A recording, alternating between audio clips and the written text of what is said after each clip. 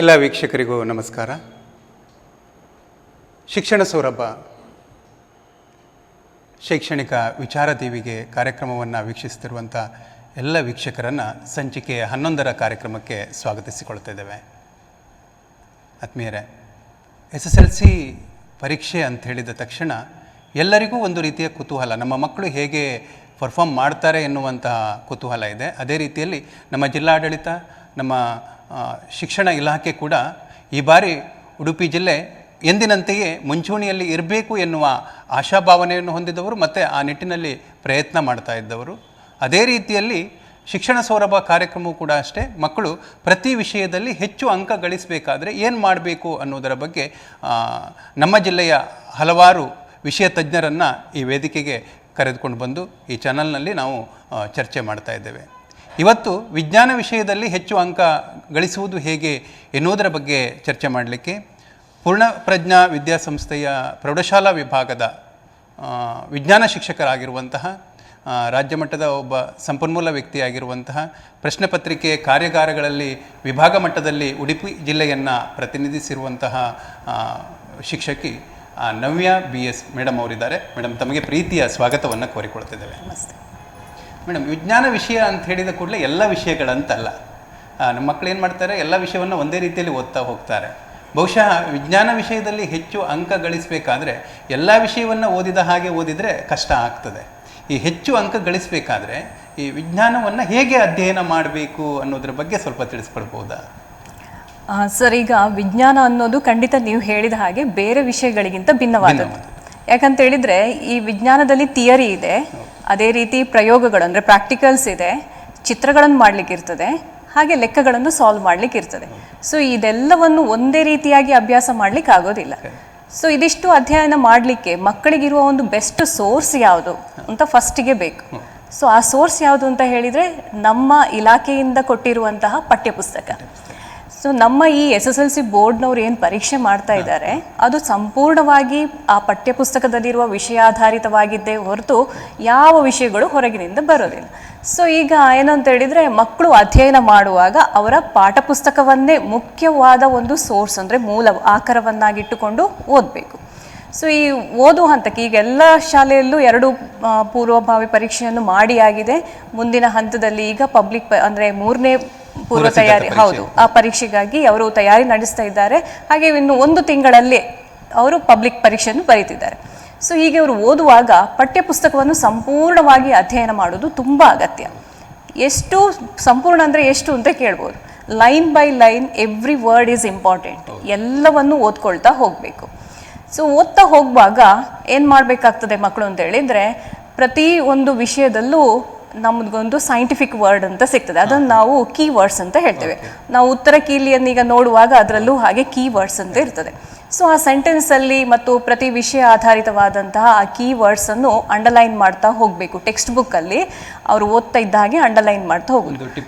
ಹೌದು, ಟಿಪ್ಪಣಿ ಸಹ ಮಾಡ್ಬೋದು. ಅಂದರೆ ಅವರು ಫಸ್ಟ್ ಒಂದ್ಸಲ ಅಂಡರ್ಲೈನ್ ಮಾಡಬೇಕು. ಇದೊಂದು ಫಸ್ಟ್ ರೌಂಡ್, ಯಾಕಂದರೆ ಹಲವು ಸುತ್ತಿನ ಅವರು ಪುನರಾವರ್ತನೆ ಆಗಬೇಕಾಗ್ತದಲ್ವಾ. ಸೊ ಹಾಗಾಗಿ ಮೊದಲನ ಸುತ್ತಿನಲ್ಲಿ ಅವರು ಓದ್ತಾ ಹೋಗುವಾಗ ಹೆಚ್ಚು ಅರ್ಥೈಸಿಕೊಳ್ಳೋ ಬದಲು ಮುಖ್ಯ ವಿಷಯಗಳು ಯಾವುದಿದೆ ನೋಡಿ ಅದನ್ನೆಲ್ಲ ಅಂಡರ್ಲೈನ್ ಮಾಡ್ತಾ ಹೋಗ್ಬೇಕು. ಸೊ ಈ ಥರ ಅವರು ಸ್ವಲ್ಪ ಫಾಸ್ಟಾಗಿ ಓದ್ತಾ ಹೋಗ್ತಾರೆ ಈ ಒಂದು ಫಸ್ಟ್ ಹಂತದಲ್ಲಿ. ಆಗ ಅವರಿಗೊಂದು ಕಾನ್ಫಿಡೆನ್ಸ್ ಬರ್ತದೆ, ಸರ್ ನನಗೆ ಒಂದು ಸಲ ಅದು ಓದಿ ಆಯಿತು ಅಂತ ಹೇಳ್ಕೊಂಡು. ಸೊ ನೆಕ್ಸ್ಟ್ 2ನೇ ಹಂತದಲ್ಲಿ ಓದುವಾಗ ಅವ್ರೇನು ಮಾಡಬೇಕಂದ್ರೆ ನೀವು ಹೇಳಿದ ಹಾಗೆ ಟಿಪ್ಪಣಿಯನ್ನು ಮಾಡ್ಕೊಳ್ಳೋದು. ಸೊ ಅವರಲ್ಲಿ ಅವರದೇ ಆದಂತಹ ಒಂದು ಟಿಪ್ಪಣಿ ಪುಸ್ತಕ ಇರಬೇಕು. ಆ ಟಿಪ್ಪಣಿ ಪುಸ್ತಕದಲ್ಲಿ ಅವರು ಈ ಮುಖ್ಯ ಅಂಶಗಳು ಮತ್ತು ಅದಕ್ಕೆ ಸಪೋರ್ಟಿಂಗ್ ಆಗಿ 1-2 ಲೈನ್ ಇರಬೇಕು ಅಂಥದ್ದನ್ನು ಬರ್ಕೊಳ್ತಾ ಹೋಗೋದು. ಸೊ ಹಾಗೆ ಬರೆದದ್ದನ್ನು ನೆಕ್ಸ್ಟ್ ಅವ್ರು ಏನು ಮಾಡಬೇಕು, ಪುನರ್ಮನನ ಮಾಡ್ತಾ ಹೋಗಬೇಕಾಗ್ತದೆ. ಪ್ರತಿ ಬಾರಿ ಅವರು ಅದನ್ನು ಓದುವಾಗ ನೆಕ್ಸ್ಟ್ ಈಗ ಆ 2ನೇ ಹಂತದಿಂದ 3ನೇ ಹಂತಕ್ಕೆ ಅವರು ಪುನರಾವರ್ತನೆಗೆ ಹೋಗುವಾಗ ಇನ್ನೊಂದು ಟಿಪ್ಪಣಿ ಪುಸ್ತಕ ಮಾಡಬೇಕು, ಇನ್ನೂ ಅದನ್ನು ಶಾರ್ಟ್ ಮಾಡ್ತಾ ಹೋಗೋದು. ಸೊ ಫೈನಲಿ ಅವರು ಒಂದು 4 ಸಲ ಓದಿದಾಗ ಸರ್ ಏನಾಗ್ತದಂದ್ರೆ ಪ್ರತಿ ಪಾಠದಲ್ಲೂ ಅವರಿಗೆ ಮುಖ್ಯವಾದ ಅಂಶಗಳಷ್ಟೇ ಇರ್ತದೆ. ಸೊ ಅವರು ಎಕ್ಸ್ಟ್ರಾಕ್ಟ್ ಮಾಡ್ತಾ ಮಾಡ್ತಾ ಫೈನಲಿ ಅವರ ಕೈಯಲ್ಲಿ ಒಂದು ವೆರಿ ಶಾರ್ಟ್ ನೋಟ್ಸ್ ಅಂತ ಇರ್ತದೆ. ಇದು ಅವರಿಗೆ ಕ್ವಿಕ್ ರಿವ್ಯೂ ಮಾಡಲಿಕ್ಕೆ ಅಥವಾ ಕ್ವಿಕ್ ರಿವೈಸ್ ಅಂತ ನಾವೇನು ಹೇಳ್ತೀವಿ, ಹೌದು, ಅಲ್ಲಿವರೆಗೂ ಇದು ಹೆಲ್ಪ್ ಆಗ್ತದೆ. ಸೊ ಯಾಕೆ ಇದನ್ನು ನಾನು ಹೇಳಿದೆ ಪುನಃ ರಿವೈಸ್ ಮಾಡಬೇಕಂದ್ರೆ ಕೆಲವರ ಮನಸ್ಸಲ್ಲಿ ಇರ್ತದೆ ಸರ್, ಸೈನ್ಸ್ ಒಂದ್ಸಲ ಓದಿದ್ರೆ ನಮ್ದು ಓದಿ ಆಯಿತು. ನಮ್ಮ ಶಾಲೆಯಲ್ಲೂ ಕೂಡ ಎಷ್ಟೋ ಸಲ ಪೇರೆಂಟ್ಸ್ ಮಕ್ಕಳು ಬಂದಾಗ ಹೇಳ್ತಾರೆ ಪೂರ್ತಿ ಓದಿದ್ದಾರೆ ಆದ್ರೂ ನೆನ್ಪು ಉಳಿಯೋದಿಲ್ಲ ಅಂತ. ಆ ಮೊದಲನೇ ಬಾರಿ ಓದೋದು ಹೇಗೆ ಅಂದ್ರೆ, ನಾವೀಗ ಒಂದು ಬಸ್ಸಲ್ಲಿ ಟ್ರಾವೆಲ್ ಮಾಡುವಾಗ ವಿಂಡೋದಿಂದ ಹೊರಗೆ ನೋಡ್ಕೊಂಡು ಎಲ್ಲ ಪ್ಲೇಸಸ್ ಅನ್ನು ನೋಡ್ತಾ ಹೋಗ್ತೇವೆ, ಅಂಗಡಿ, ಒಂದಿಷ್ಟು ಮರ ಎಲ್ಲ ನೋಡ್ತಾ ಹೋಗ್ತೇವೆ. ಬಟ್ ಅದು ನಮ್ಮ ಸ್ಮರಣೆಯಲ್ಲಿ ಉಳಿಯೋದಿಲ್ಲ. ನಮ್ಮ ಸ್ಮರಣೆಯಲ್ಲಿ ವಿಷಯಗಳು ಉಳಿಬೇಕು ಅಂತಾದ್ರೆ ಪುನರಾವರ್ತನೆ ಮಾಡುವುದು ಅಗತ್ಯ. ಪದೇ ಪದೇ ಒಂದು ಸ್ಥಳಕ್ಕೆ ಭೇಟಿ ನೀಡಿದಾಗ ಆ ದಾರಿ ನಮಗೆ ಗೊತ್ತಾಗ್ತದೆ. ಆ ಪದೇ ಪದೇ ಒಂದು ವ್ಯಕ್ತಿಯಲ್ಲಿ ಮಾತನಾಡಿದಾಗ ಅವರು ಪರಿಚಿತರಾಗ್ತಾರೆ. ಎಲ್ಲ ವಿಷಯಗಳು ಹಾಗೆ ವಿಜ್ಞಾನದ ವಿಷಯದಲ್ಲೂ ಪದೇ ಪದೇ ಅವರು ಅದನ್ನು ಓದುವುದರಿಂದಾಗಿ, ಪದೇ ಪದೇ ಅದನ್ನು ಪುನರ್ಮನನ ಮಾಡೋದ್ರಿಂದ ಅವರು ಅದನ್ನು ನೆನ್ಪಿಟ್ಕೊಳ್ಳಿಕ್ಕೆ ಸಾಧ್ಯವಾಗ್ತದೆ. ಈಗ ನಾನು ಆಗ್ಲೇ ನಿಮಗೆ ಹೇಳಿದೆ ಸರ್, ಇದರಲ್ಲಿ 4 ವಿಭಾಗ ಇದೆ ಅಂತ. ಥಿಯರಿ ಇದೆ, ಆಮೇಲೆ ಪ್ರಯೋಗಗಳನ್ನು ಕಲೀಲಿಕ್ಕಿದೆ, ಅಂದರೆ ಚಟುವಟಿಕೆಗಳು ಮುಖ್ಯವಾಗಿ, ಆಮೇಲೆ ಚಿತ್ರ ಮತ್ತು ಲೆಕ್ಕ ಅಂತ. ಸೊ ಈಗ ಥಿಯರಿಯನ್ನು ಓದಿ ಕಲಿಬೋದು, ಆದರೆ ಲೆಕ್ಕ, ಚಿತ್ರ, ಅದಾದಮೇಲೆ ಪ್ರಯೋಗದ ಅಂಶಗಳು ಏನಿವೆ ನೋಡಿ, ಅದನ್ನು ಬರ್ದೇ ಕಲಿಬೇಕು. ನೀವು ಒಂದು ಸಲ ಬರೆದು ಕಲಿಯುವುದು 3 ಸಲ ಓದುವುದಕ್ಕೆ ಸಮ ಯಾವತ್ತು. ಅದರಿಂದ ಮಕ್ಕಳು ಹೆಚ್ಚಾಗಿ ಏನು ಮಾಡಬೇಕಂದ್ರೆ ಬರಿಬೇಕು, ಎಲ್ಲವನ್ನು ಬರಿಬೇಕು. ಇಂಪಾರ್ಟೆಂಟ್ ಲೆಕ್ಕ ಮತ್ತು ಚಿತ್ರಗಳು. ನಮ್ಮ ಹುಷಾರ್ ಮಕ್ಕಳು ಅಂತ ಯಾರು ಇರ್ತಾರೆ ನೋಡಿ, ಅವರೇ ಕೆಲವೊಂದ್ಸಲ ಒಂದು ಅರ್ಧ 1 ಮಾರ್ಕ್ ಚಿತ್ರದಲ್ಲಿ ಕಳ್ಕೊಳ್ತಾರೆ. ಯಾಕಂತ ಹೇಳಿದ್ರೆ ಅವರಿಗೊಂದು ಕಾನ್ಫಿಡೆನ್ಸ್ ಇರ್ತದೆ, ನಾನು ಚಿತ್ರವನ್ನು ಕಲ್ತಾಯ್ತು, ನನಗಿದು ಚಿತ್ರ ಮಾಡ್ಲಿಕ್ಕೆ ಬರ್ತದೆ ಅಂತ. ಆದರೆ ಪದೇ ಪದೇ ಮಾಡದೆ ನಮಗೆ ಆ ಚಿತ್ರವನ್ನು ಸ್ಪಷ್ಟವಾಗಿ ಅಥವಾ ಸರಿಯಾಗಿ ಮಾಡಲಿಕ್ಕೆ ಕಷ್ಟ ಆಗ್ತದೆ. ಆದ್ದರಿಂದ ಬರೆದು ಕಲಿಯುವುದು ತುಂಬ ಇಂಪಾರ್ಟೆಂಟ್. ಸೊ ಸೈನ್ಸಲ್ಲಂತೂ ಲೆಕ್ಕಗಳಲ್ಲಿ ನೋಡಿ, ಈಗ ಸೂತ್ರಗಳು ಬರ್ತದೆ, ಆಮೇಲೆ ಲೆಕ್ಕವನ್ನು ಬಿಡಿಸುವಾಗ ವಿವಿಧ ಹಂತಗಳು ಇರ್ತದೆ. ಅದಾದಮೇಲೆ ಉತ್ತರಕ್ಕೆ ನಾವೊಂದು ಏಕಮಾನವನ್ನು ಹಾಕದೇ ಇದ್ರೆ ಆ ಉತ್ತರ ಅಪೂರ್ಣವಾಗಿ ಬಿಡ್ತದೆ.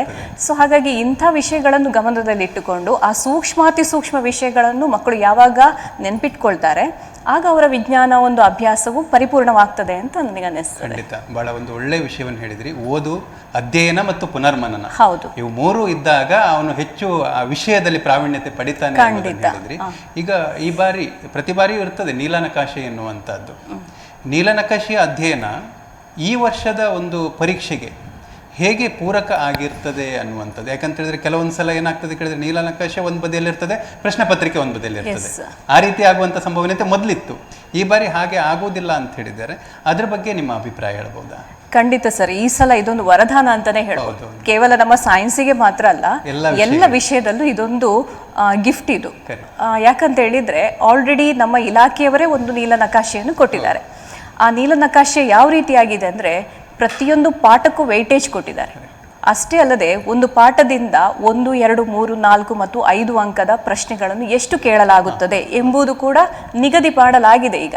ಸೊ ಹಾಗಾಗಿ ಮಕ್ಕಳಿಗೀಗ ಆ ಒಂದು ನೀಲನಕಾಶೆಯನ್ನು ನೋಡಿದ್ರೇನೆ ಅವರು ಆ ಪಾಠದಿಂದ ಎಷ್ಟು ಅಂಕಗಳ ಪ್ರಶ್ನೆಯನ್ನು ನಿರೀಕ್ಷೆ ಮಾಡಬಹುದು, ಆಮೇಲೆ ಯಾವ ರೀತಿಯ ಪ್ರಶ್ನೆಗಳು ಬರಬಹುದು, ಎಲ್ಲವನ್ನು ಕೂಡ ಅವರು ಸಂಪೂರ್ಣವಾಗಿ ಊಹೆ ಮಾಡಿಕೊಂಡು ಅಧ್ಯಯನ ಮಾಡಲಿಕ್ಕೆ ಸಾಧ್ಯವಾಗ್ತದೆ. ಇದಕ್ಕೆ ಪೂರಕವಾಗಿ ಈಗ 2 ಪೂರ್ವ ತಯಾರಿ ಪರೀಕ್ಷೆಯಲ್ಲೂ ನಾವು ಪ್ರಶ್ನೆ ಪತ್ರಿಕೆಯನ್ನು ಅನಾಲಿಸಿಸ್ ಮಾಡಿದಾಗ ಅದು 100% ನೀಲನಕಾಶೆಗೆ ಸರಿಯಾಗಿಯೇ ಬಂದಿತ್ತು. ಅದೇ ರೀತಿಯಾಗಿ ಪಾಠಗಳಿಗೆ ವೆಯ್ಟೇಜ್ ಇದೆಲ್ಲವೂ ಬಂದಿದೆ. ಮತ್ತೆ ನಾವು ಹುಷಾರ್ ಮಕ್ಕಳು ಸ್ವಲ್ಪ ಈ ನೀಲನಕಾಶೆ ಬಗ್ಗೆ ಗಮನ ಕೊಟ್ರೆ, ಅದರ ಜೊತೆಗೆ ಈಗ ಎಲ್ಲ ಪ್ರಿಪರೇಟರಿ ಪರೀಕ್ಷೆಯ ಕ್ವೆಶ್ಚನ್ ಪೇಪರ್ಸ್ ಅನ್ನು ಮತ್ತು ನಮ್ಮ ಇಲಾಖೆಯಿಂದ ನೀಡಿದ ಮಾಡೆಲ್ ಕ್ವೆಶ್ಚನ್ ಪೇಪರ್ ಅನ್ನು ಎಲ್ಲವನ್ನು ಅವರು ಒಂದು ಸಲ ಓದಿದ್ರೆ ಸರ್, ಅವ್ರ ಫೈನಲ್ ಎಕ್ಸಾಮ್ ಇದು 80 ಮಾರ್ಕ್ಸ್ ಅಲ್ಲಿ ಒಂದು 70 ಮಾರ್ಕ್ಸ್ ಕ್ವೆಶ್ಚನ್ ಅನ್ನು 100% ಎಕ್ಸ್ಪೆಕ್ಟ್ ಮಾಡ್ಲಿಕ್ಕೂ ಸಾಧ್ಯ ಇದೆ. ಆ ರೀತಿಯಾಗಿ ನೀಲನಕಾಶೆ ಇದೆ. ಅದಕ್ಕೊಂದು ಎಕ್ಸಾಂಪಲ್ ನಾನು ಕೊಡೋದಿದ್ರೆ, ಈಗ 2 ಪರೀಕ್ಷೆಯಲ್ಲಿ ಲೆಕ್ಕ, ನಾವೀಗ ಸಾಮಾನ್ಯವಾಗಿ ವಿಜ್ಞಾನದಲ್ಲಿ ಬರೋ ಲೆಕ್ಕ ಕಷ್ಟ ಅಂತ ಮಕ್ಕಳ ಮನಸ್ಸಲ್ಲಿ ಇರ್ತದೆ ಆಯ್ತಾ. ಸೊ ಹಾಗಾಗಿ ಏನು ಅಂತ ಹೇಳಿದ್ರೆ, ಅಲ್ಲಿ ನಾವು 2 ಪರೀಕ್ಷೆಯಲ್ಲಿ ಗಮನಿಸಬಹುದು, ಕೇವಲ 2 ಅಂಕದ ಲೆಕ್ಕವನ್ನು ಮಾತ್ರ ಕೊಡಲಾಗಿದೆ. ಭೌತಶಾಸ್ತ್ರದಲ್ಲಿ ಅದು ವಿದ್ಯುತ್ ಶಕ್ತಿ ಪಾಠದಿಂದನೇ 2 ಅಂಕದ ಪ್ರಶ್ನೆಯನ್ನು ಕೊಡಲಾಗಿದೆ. ಇದಕ್ಕೆ ಕಾರಣ ಏನು ಅಂತ ಹೇಳಿದ್ರೆ, ಇನ್ನೊಂದು ಲೆಕ್ಕ ಬರುವಂತಹ ಪಾಠ ಇರುವಂಥದ್ದು ಬೆಳಕು ಪಾಠ. ಆದರೆ ಈ ಬೆಳಕು ಪಾಠದಲ್ಲಿ 3 ಅಂಕದ ಒಂದು ಪ್ರಶ್ನೆಯನ್ನು ಕೇಳಬಹುದು, ಅದನ್ನು ಚಿತ್ರವಾಗಿ ಅವರು ರೇ ಡಯಾಗ್ರಾಮ್ ಅನ್ನು ಕೇಳ್ತಾರೆ, ರೇಖಾಚಿತ್ರವನ್ನು ಕೇಳ್ತಾರೆ. ಸೊ ಹಾಗಾಗಿ ಅಲ್ಲಿ ಲೆಕ್ಕವನ್ನು ಕೇಳುವ ಸಾಧ್ಯತೆ ಕಡಿಮೆ ಇದೆ. ಸೊ ಸ್ವಲ್ಪ ಮಕ್ಕಳಿಗೆ ಸುಲಭವಾಗುವ ರೀತಿ ಅತ್ಯಂತ ಸರಳವಾದ 2 ಲೆಕ್ಕ, ಅದು ಸಹ ರೋಧವನ್ನು ಲೆಕ್ಕಾಚಾರ ಮಾಡುವಂಥದ್ದೇ 2 ಪರೀಕ್ಷೆಗಳಲ್ಲೂ ಕೇಳಲಾಗಿದೆ. ಸೊ ಅದರಿಂದ ಅವರು ವಿದ್ಯುತ್ ಶಕ್ತಿ ಪಾಠದಿಂದನೇ ಆ ಲೆಕ್ಕವನ್ನು ಕೊಟ್ಟಿದ್ದಾರೆ. ಇನ್ನು 4 ಮಾರ್ಕ್ಸ್ ಕ್ವೆಶನ್ ಈ 2 ಪಾಠದಿಂದನೂ ಇದೆ. ವಿದ್ಯುತ್ ಶಕ್ತಿ ಪಾಠದಿಂದನೂ 4 ಮಾರ್ಕ್ಸ್ ಕ್ವೆಶನ್ ಇದೆ. ಅದಾದ ನಂತರ ಬೆಳಕು ಪಾಠದಿಂದನೂ 4 ಅಂಕದ ಪ್ರಶ್ನೆಗಳಿವೆ. ಇಲ್ಲಿ 4 ಅಂಕದ ಪ್ರಶ್ನೆಗಳಿಗೆ ಲೆಕ್ಕವನ್ನು ಕೇಳಲಿಲ್ಲ ಈ ಸಲ. 4 ಅಂಕದ ಪ್ರಶ್ನೆಗಳನ್ನು ತುಂಬ ಸುಲಭ ಮಾಡಿದ್ದಾರೆ. ಅಲ್ಲಿ ಏನು ಮಾಡಿದ್ದಾರೆ ಅಂದರೆ AB ಮಾಡಿದ್ದಾರೆ. ಅದರಲ್ಲೂ 4 ಅಂಕದ ಫಿಸಿಕ್ಸ್ ಪ್ರಶ್ನೆಗೆ ಅಲ್ಲಿ ಆಪ್ಷನ್ ಇರ್ತದೆ ಸರ್. ಅದರಿಂದಾಗಿ ಮಕ್ಕಳಿಗೆ ಫಿಸಿಕ್ಸ್ ಅನ್ನೋದು ಕಷ್ಟ ಅಂತ ಈ ಸಲ ಎಣಿಸ್ಕೊಳ್ಳೋದೇ ಬೇಡ, ಖಂಡಿತ ಈಸಿಯಾಗಿ ಆಗ್ತದೆ. ಅದರಿಂದ ಈ ಬ್ಲೂ ಪ್ರಿಂಟನ್ನು ಲೆಸನ್ ಬೈ ಲೆಸನ್ ನಾವು ಸ್ವಲ್ಪ ಅಧ್ಯಯನ ಮಾಡ್ತಾ ಹೋದರೆ ಮಕ್ಕಳು ನಿರೀಕ್ಷೆ ಮಾಡ್ಬೋದು ಯಾವ ರೀತಿ ಕ್ವೆಶನ್ ಬರ್ಬೋದು. ಈವನ್ ಡಯಾಗ್ರಾಮ್ಸ್ ಕೂಡ ನಾವು ನಿರೀಕ್ಷೆ ಮಾಡಲಿಕ್ಕೆ ಆಗ್ತದೆ. ಓಕೆ ಮೇಡಮ್, ಈಗ 2 ಪೂರ್ವಸಿದ್ಧತಾ ಪರೀಕ್ಷೆ ಆಗಿದೆ, ಹಾಗೆಯೇ 4 ಮಾಡೆಲ್ ಕ್ವೆಶನ್ ಪೇಪರ್ ಇದೆ, ಮತ್ತೆ ಮಕ್ಕಳ ಹತ್ರ ಒಂದು ಪ್ರಶ್ನಾಕೋಟಿ LBA ಕೂಡ ಇದೆ. ಅವುಗಳನ್ನೆಲ್ಲ ಒಟ್ಟು ಹಿಡ್ಕೊಂಡಾಗ ನಮಗೆ ಈಗ ಮಕ್ಕಳಿಗೆ ಪಾಸ್ ಆಗಲಿಕ್ಕೆ ಅಥವಾ ಒಂದು 70% ಮಾರ್ಕ್ ತೆಗಿಬಹುದು ಅಂತ ಹೇಳಿದ್ರಿ.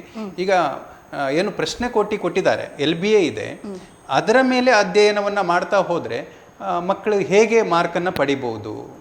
LBA ಮತ್ತೆ ಇದು ಪೂರ್ವಸಿದ್ಧತಾ ಪರೀಕ್ಷೆ ಮತ್ತೆ ಈ ಕ್ವೆಶನ್ ಪೇಪರ್. ಎಸ್, ಅದವರಿಗೆ ಒಳ್ಳೆ ಸೋರ್ಸ್ ಸರ್, ಒಳ್ಳೆ ಸೋರ್ಸ್. ಇದಿಷ್ಟೇ ಅಲ್ಲದೆ ನಾನು ಇನ್ನೊಂದು ವಿಷಯ ಹೇಳ್ಬೇಕೇನಂದ್ರೆ ಸ್ಟೂಡೆಂಟ್ಸ್ ಕಾರ್ನರ್ ಅಂತ ಇದೆ ನಮ್ಮ KSEB ಇದ್ದು SSLC ಪೋರ್ಟಲ್ ಅಲ್ಲಿ ನಮಗೆ ಈ ರೀತಿಯಾದಂಥ ಒಂದು ಸಮಗ್ರವಾದ ಪ್ರಶ್ನಾಕೋಟಿ ಅಂತ ಲಭ್ಯವಿದೆ. ಇದನ್ನೆಲ್ಲ ಮಕ್ಕಳು ನೋಡಬೇಕು. ಅದರಲ್ಲಿ ಒಂದು ಅಡ್ವಾಂಟೇಜ್ ಏನು ಅಂತ ಹೇಳಿದರೆ lesson wise multiple choice 1 marks 2 marks 3 marks 4 marks question, ಅದಾದಮೇಲೆ ಉತ್ತರವನ್ನೂ ಸಹ ಅದರಲ್ಲೇ ಕೊಡಲಾಗಿದೆ.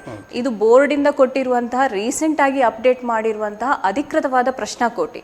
ಇದನ್ನು ಮಕ್ಕಳು ಓದಿದರೆ ಖಂಡಿತವಾಗಿ ಅವರು 70 ಮಾರ್ಕ್ಸ್ ಇದು ಕ್ವೆಶನ್ ಅನ್ನು ಎಕ್ಸ್ಪೆಕ್ಟ್ ಮಾಡಲೇಬಹುದು.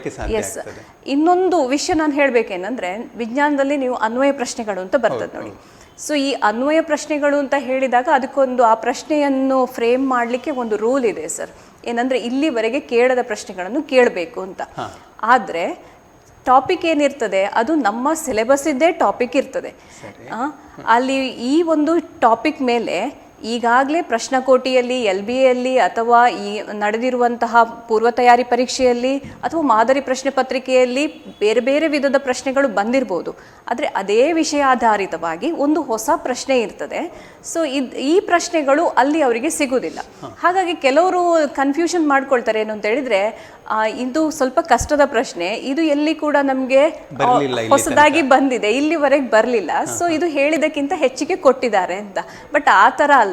ಅಪ್ಲಿಕೇಶನ್ ಕ್ವಶನ್ ಅಂತ ಹೇಳುವಂಥದ್ದು ಅದೇನಾಗಿರ್ತದೆ ಅಂತ ಹೇಳಿದ್ರೆ, ಪೂರ್ತಿ ಅಧ್ಯಯನ ಮಾಡಿದ ಮಗುವನ್ನು ಸಂಪೂರ್ಣವಾಗಿ ಪರೀಕ್ಷೆ ಮಾಡಿ ಆ ಒಂದು ಮಟ್ಟವನ್ನು ಪರೀಕ್ಷಿಸ್ಲಿಕ್ಕೆ ಇರುವಂಥ ಪ್ರಶ್ನೆ ಆಗಿರ್ತದೆ.